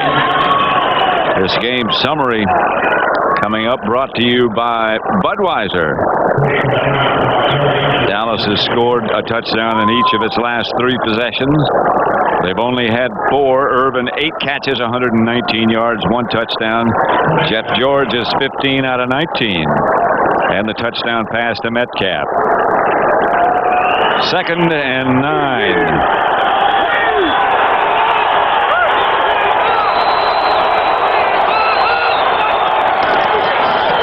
Smith.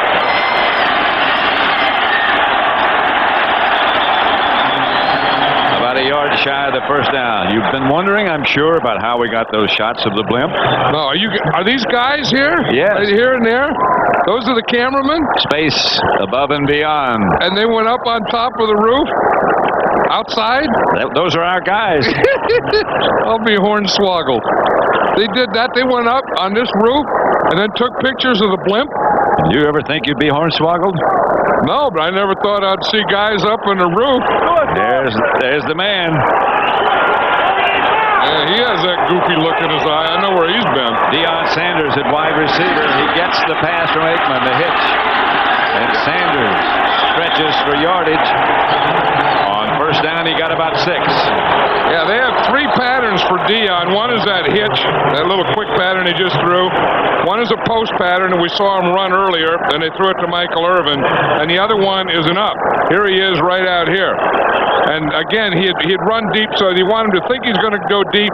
Then you just throw him that quick pass, hope that he breaks or someone misses a tackle there. Then he just takes off up the field with his speed. Didn't work. He got 6. And he got his offensive play, and he's part of the offense.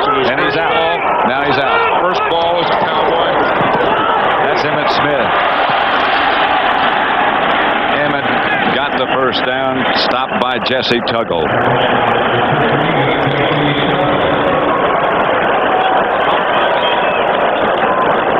You watch this. You know, this is one of the problems with that 3-step drop is that the quarterback doesn't get very far from the line of scrimmage. And that play there, it looked like Troy Aikman hit his hand on a helmet. Remember that happened to him last year. In fact, he did. It doesn't look like it. He did hit his hand on a helmet. You always worry about that with that short drop because to throw that quick hitch, he's only going to get a couple yards away from the line of scrimmage. First down he gives again to Emmitt Smith. Emmett cut down after a couple. Kevin Ross. Burrow make the stop. That's the end of quarter number 3 at Georgia Dome with the score Dallas 21, Atlanta 13. In the fourth quarter at Georgia Dome, 21-13, Dallas leading.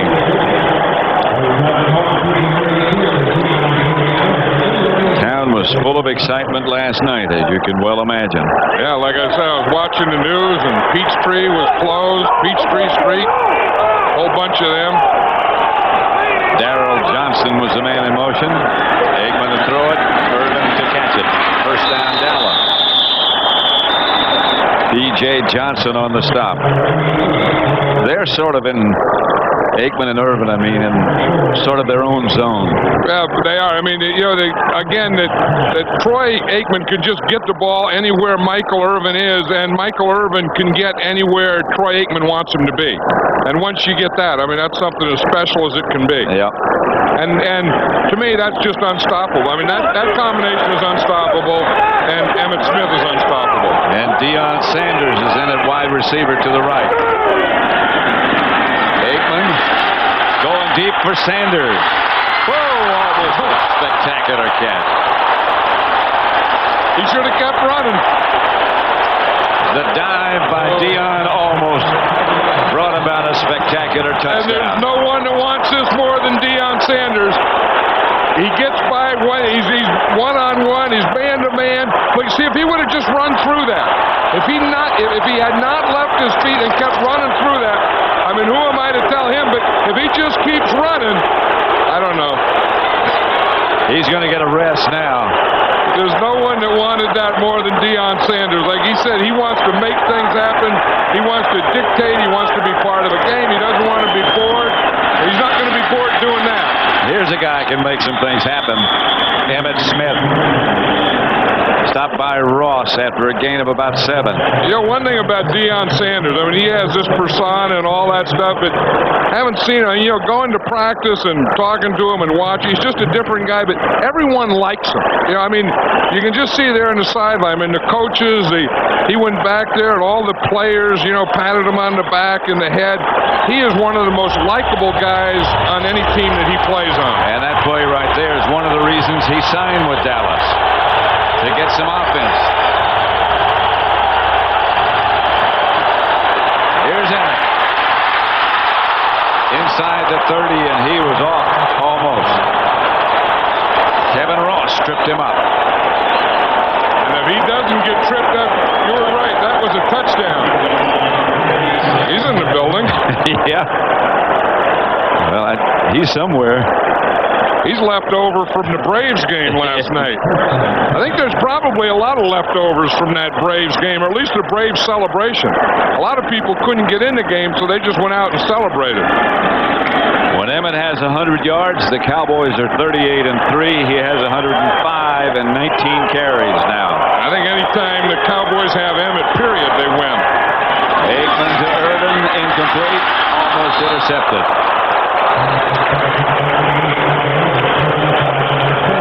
You know, there's a guy that's always serious, though. I mean, Deion is running post patterns, and he's throwing the ball, and you know, and everyone's, you know, congratulating Deion and everything. And Troy Aikman always has that serious look on his face. I mean, he always looks like what he's doing is the most important thing that's being done in the world. And to him it is. And you wonder if he's enjoying it, though. I mean, he has all this fame and money and everything, and you know, once in a while you just ought to have a quick giggle. Here's Emmitt Smith again.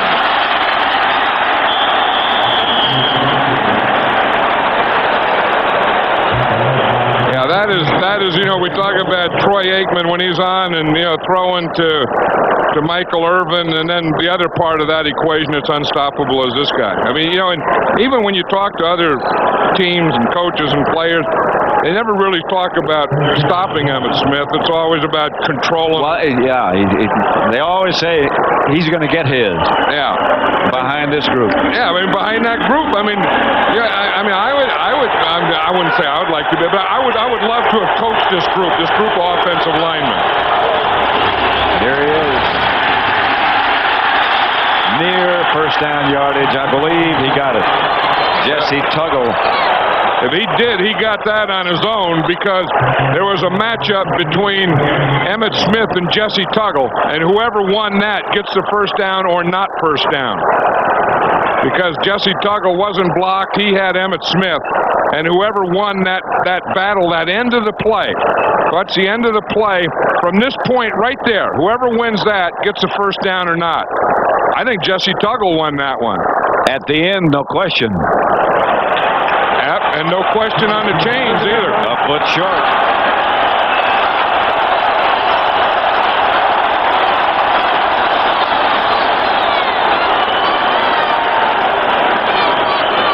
That's the play before that. Kevin Ross, that's where his hand winds up. It's inside Emmitt Smith's face mask.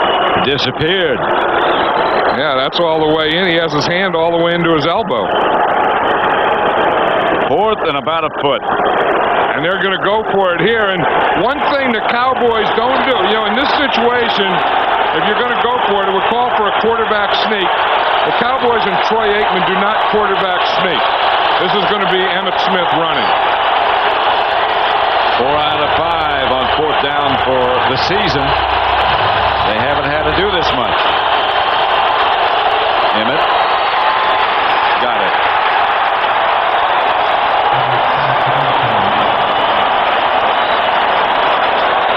Now, June Jones could see that coming. I mean, if you have a big offensive line, and they're the best offensive line in football, maybe one of the best offensive lines that's ever played, and you have the best running back in football, and you only need a few inches. If they can't get it, then they're not the best, too. Emmitt Smith went to the sideline. Sherman Williams came in, and you saw Barry Switzer talking to him on the side. The last thing he said to Sherman Williams, hold on to the ball. You should never do that. That's Darrell Thompson all the way inside the 10 down to the 6. The Moose. Yeah, Barry Switzer told Williams that, but Ernie Zampese called the play. Sherman Williams is going in and says, hold on to the ball. But then Ernie Zampese calls the play, and the handoff is to Moose Johnston. Look at that hole. I mean, the Moose doesn't get hit until he runs about 7 yards.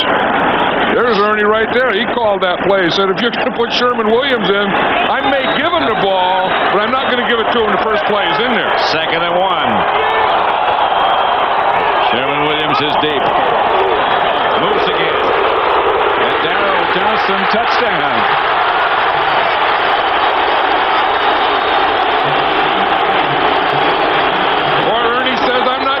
To the second play is in there.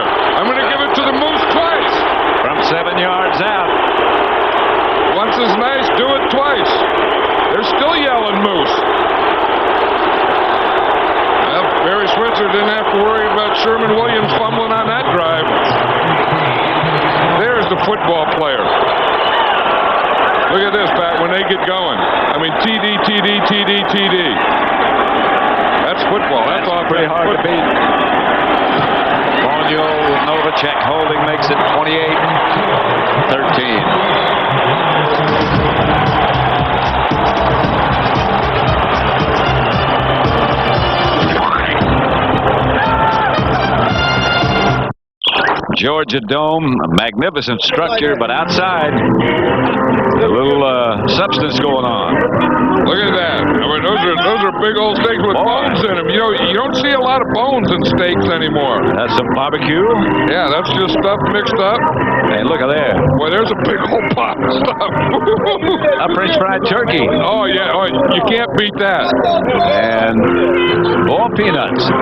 Yeah, I kind of like them dry, but I know that's a big thing down here, boiling the peanuts. Yeah. One thing they do is you can throw them well. I throw them out of the boot sometimes to warm up my arm. Well, they get heavy when you they do. I mean, a boiled goober is a good goober to throw. Well, I used to sell them as a kid.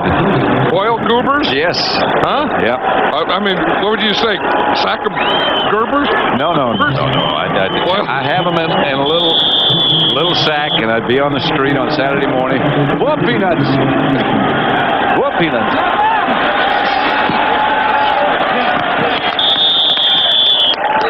Would you sell them by the sack? No, a nickel a sack, yeah. For boiled peanut. Right. I like the dry kind better, really. Well, we got a big sack of both up here today. I know it, but I must have missed something. I mean, I think the boiled are good for throwing, and the dry are good for eating. Well, just depends on where you're from, I guess.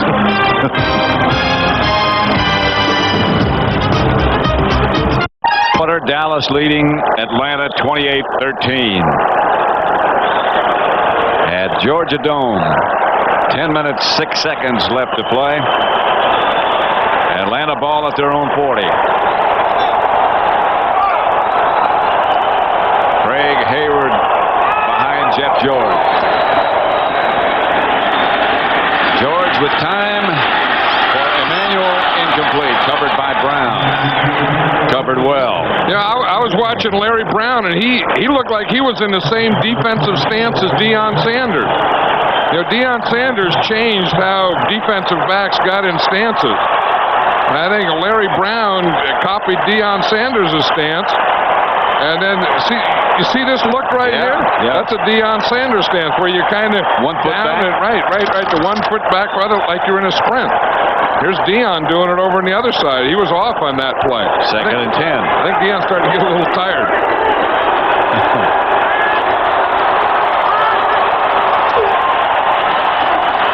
Hayward by Tolbert.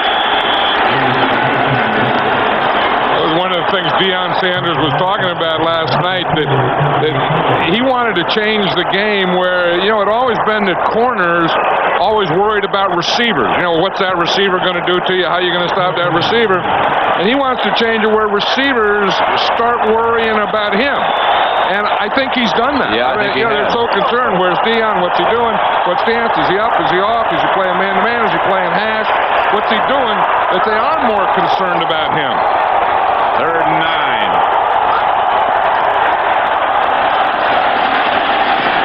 Incomplete. Intended for Mathis. Right now for McDonald's game break, let's return to James Brown in our Hollywood studio. Hey, Pat, Carolina looking for an expansion record 3rd straight victory. Trying to get it happening here. Kerry Collins to the diminutive one, Eric Gulliford. Carolina leading at 10-3 over New England. Let's take it back to Pat and John. And we're at Georgia Dome in Atlanta. 4th, 9. Brzezinski back to punt. Clayton Holmes back deep for the Cowboys. High kick. Holmes lets it bounce. Couldn't quite make it up to it. And it's down by Atlanta. There's a flag on the play. Back at the line of scrimmage. Ball down at about the 16. Dallas 28, Atlanta 13.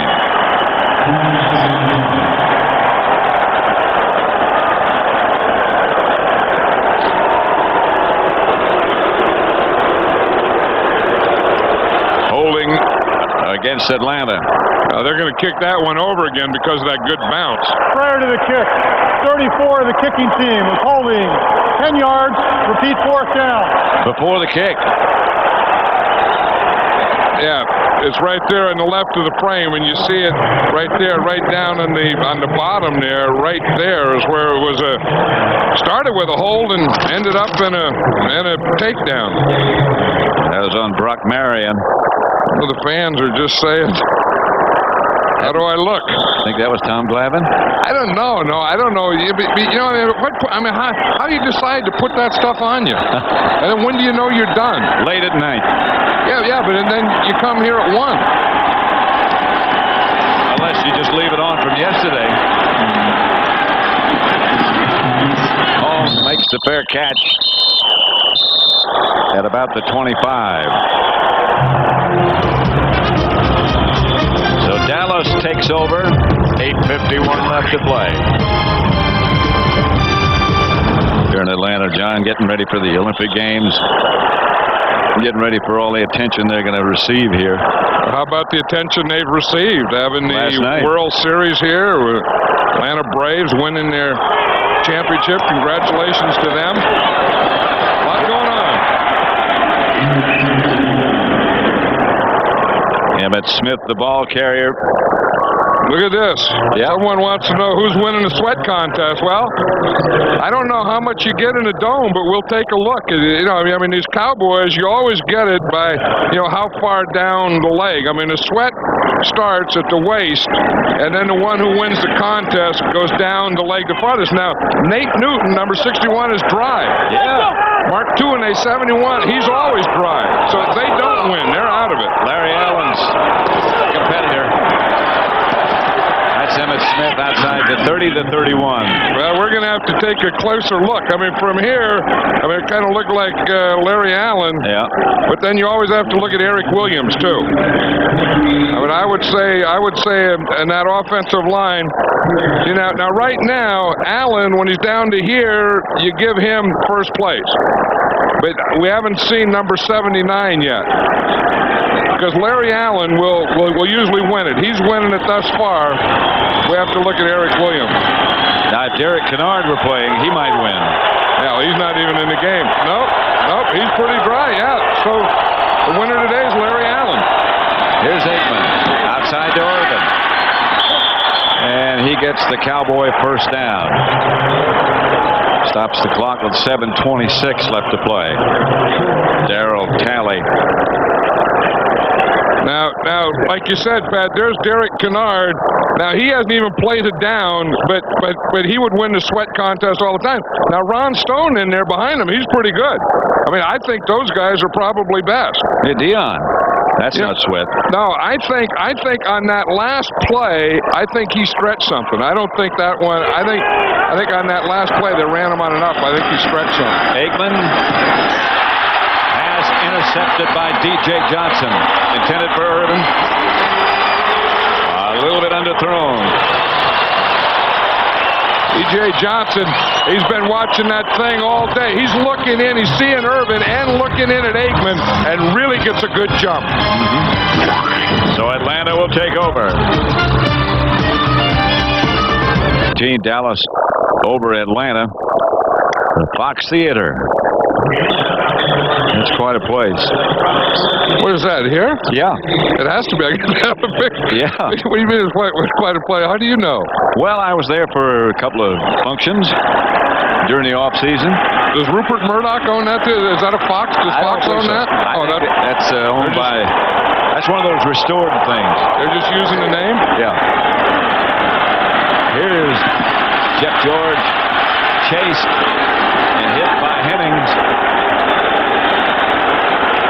And when you say knocked out of bounds, he was knocked out of bounds by Hennings.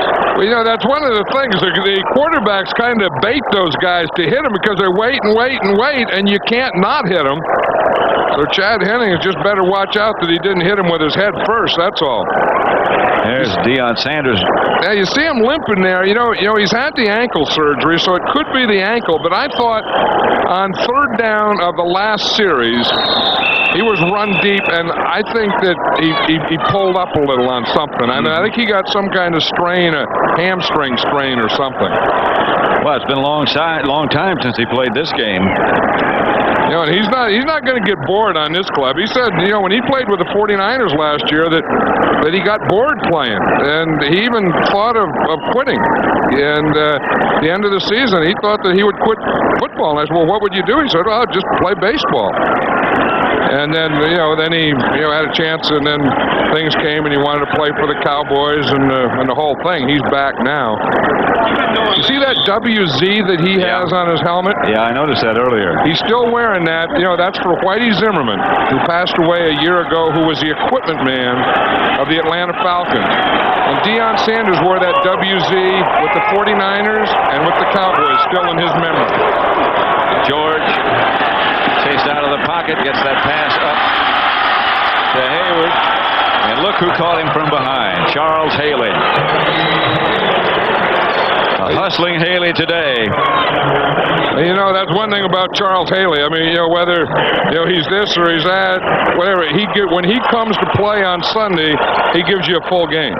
I mean, he'll rush the passer, and if you run, he'll stop the run. And if you need pursuit, he pursues. He's not afraid to go inside on a pass rush. He's a complete player. Clock running, 6:10 left to play. Atlanta's ball. The pass to Metcalf. Loses yardage this time. Darren Woodson had it read. Darren Woodson is normally the strong safety, but in this game, because of run and shoot, he's been playing linebacker the whole game.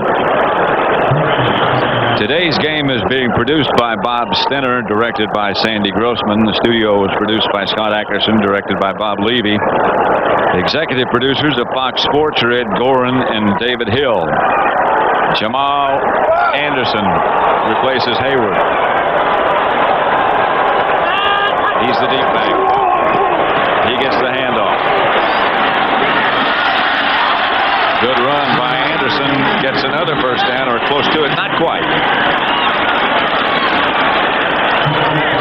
Yeah, you watch Bob Whitfield here on Charles Haley, and the thing that he's going to do is just turn him and then try and get him to the outside. Then Haley tries to take it inside, so he takes the inside away, and then he takes the outside away and just stays with him. Now there's Mike Ken. Remember Mike Ken, who played for 18 years here as a left tackle from the Falcons? Bob Whitfield said that he learned a lot from that guy. Word from the Cowboys is that Deion's hamstring, left hamstring, has started to tighten up a bit. So he's on the sideline, may or may not be back. I doubt he'll be back. That's what I thought. It was on that third down play in the series before. He was running down the field, and I saw it happen. Then he got that strawberry right there. Robert Bailey has taken his place. This is a play that it could have happened on. Right there. It looked like at the end he pulled up. Right there. Just before it went off, you could just see him pull up with that left hamstring. Here's Jeff George for Emmanuel. Incomplete. Bailey, who replaced Deion, was the defender. Like he got some kind of... That's a strawberry. Yeah, on the side. Yeah. That's just one of those things. Remember, he used to get when you'd slide into second base. I bet he got that when he dived before, trying for that long pass. On that post pattern, yeah. That's exactly where he got it. But he likes that one. He doesn't like that hamstring tightening up. No. And you see on his wrist, he always wears a rubber band. He started that at Florida State.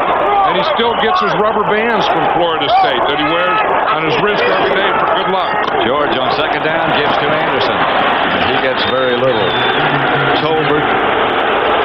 See that rubber band there? He always wears that. And he started, remember when they give you a roll, and the roll would have your T-shirt and socks and stuff in it under being a rubber band? I remember. And he used to take it off at Florida State every day and put it on his wrist. Then when he went into the pros, he went back to Florida State, and he'd get a big box of Florida State rubber bands, and he wears one on his wrist every day. Baseball, football, life, fishing. Luck. Third and not long. 9. Here's George. Does he see Haley? He must have. Felt him coming. I think he felt him coming. You're right. At the end of this game, John and I... He felt him coming. You're right. At the end of this game, John and I will select the Miller Lite Player of the Game. This game, by the way, presented by authority of the National Football League. It's intended for the private use of our audience. Any rebroadcast or the use of this telecast without the express written consent of the Atlanta Falcons and the National Football League is prohibited. They're going to measure and see if this is a first down. Emmitt Smith, by the way, was in town earlier than his Cowboy teammates yesterday to watch his brother play. Plays for Clemson. They played Georgia Tech yesterday. And his brother Emory carried the ball 26 times, picked up 100 yards. There's the measurement. Scored a touchdown. Look at that. One official's down on his hand. Two of them were down on their hands and knees. One of them holding a chain, the other one just getting down on it. Here's yesterday what we were just talking about. There's Emory Smith, number 18. Emmitt's brother. He's bigger than Emmitt. Yeah. He got to hit his first 100. There's Emmitt observing. Georgia Tech homecoming. Clemson won it 24-3. Yeah, there they are. I mean, they're standing next to each other. I mean, he's a good head taller than Emmitt. Doesn't bother Emmitt, though. But he's not at the game today. His brother didn't come to the game. Yeah, probably had to go back and do a walkthrough or something at Clemson. You know, the other thing, I was in the hotel yesterday and saw Michael Irvin's family. You know, he has like 15 or 16 kids in his family. I was going to say, that's a hotel full. There was about 9 or 10 of them there. Here's George on 4th and short. Hayward is the running back, and he gets the first down. The one thing thing about these Falcons, they can move the ball. Yep. I mean, they have some, with this run and shoot and these wide receivers and Jeff George and Ironhead Hayward and a change of pace and Eric Metcalf and so on. It's just that when the other team has the ball, they can't stop them. And so it gets to be a, you always have to outscore someone and time of possession and all those things. That hurts this offense as much as anything. At about the 14, first down, Falcon. George backs up, rushed by Tolbert, got away from Tolbert, still rushing, finally just had to throw it away. Everybody was covered.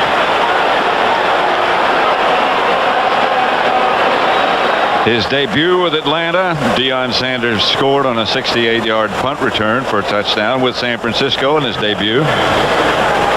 74-yard interception return.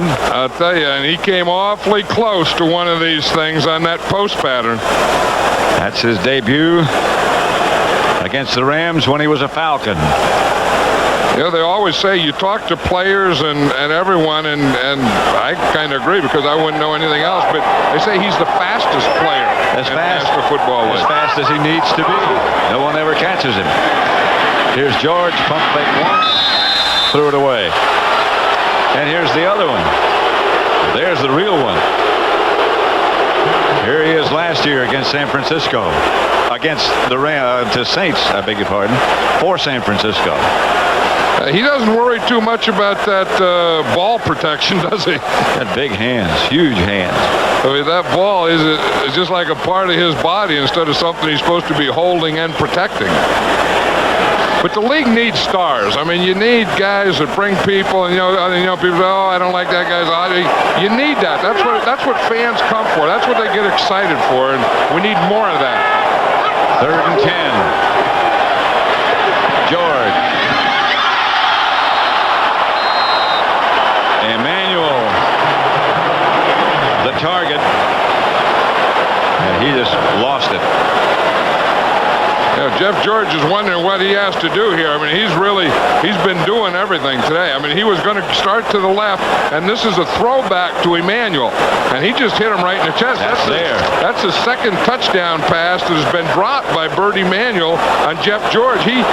What happened is he put his knee out there, and the ball got to his knee and hit his knee before it got to his hands. But that was 2 touchdown passes today that Jeff George threw and were dropped by Bert Emanuel. Sanders back in the lineup. This is an Atlanta timeout.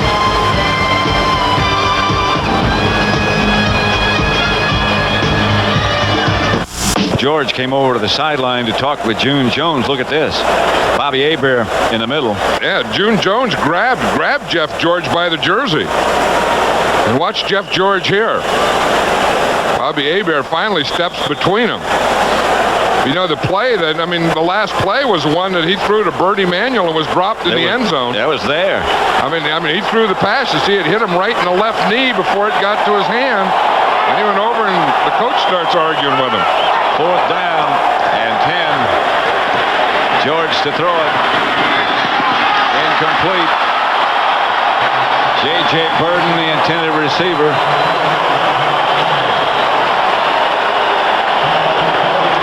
That's what happens to George when he gets over to the sideline this time. Well, I think June Jones has realized that he didn't want what happened, so he walked out there in the field and just kind of patted him in the back. I mean, you have to let that stuff go.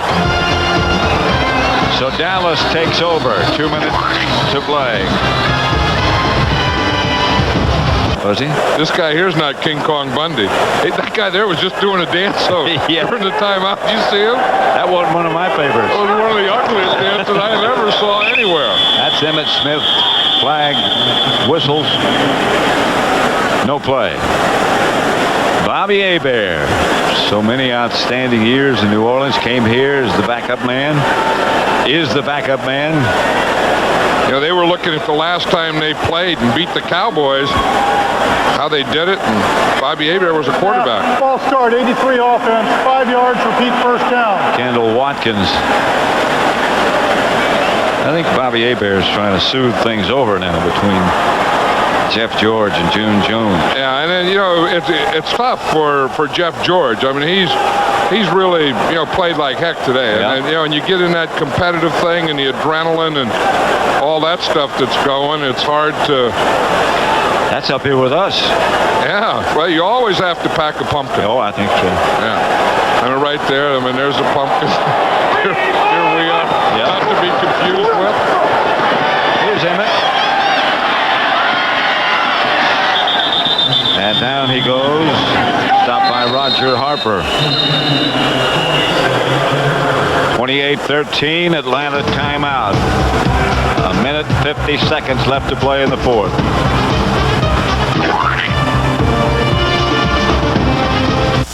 Guys, this year, we're going to win it. No one is leaving this room until we figure out how. No one. Not going anywhere for a while? Grab a Snickers, because nothing holds you over better. Hungry? Why wait?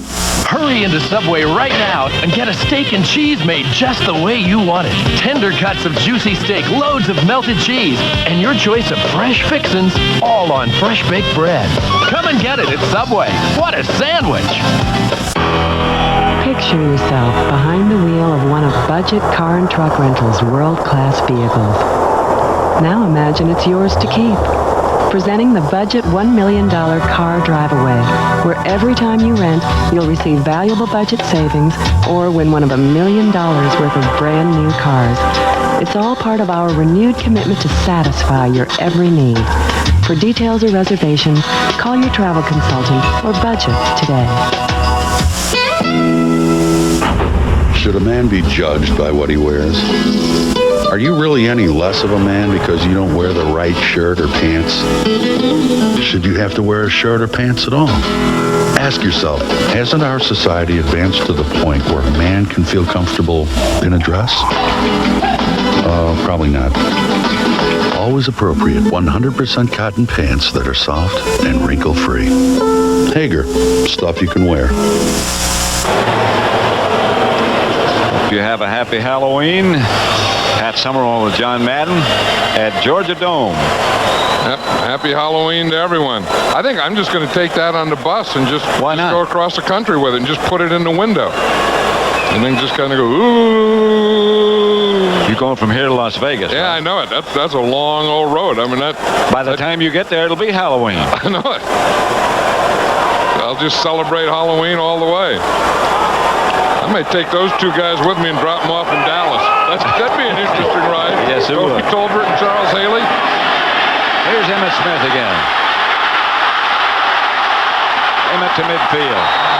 I think I'd take Emmett Smith out of this game.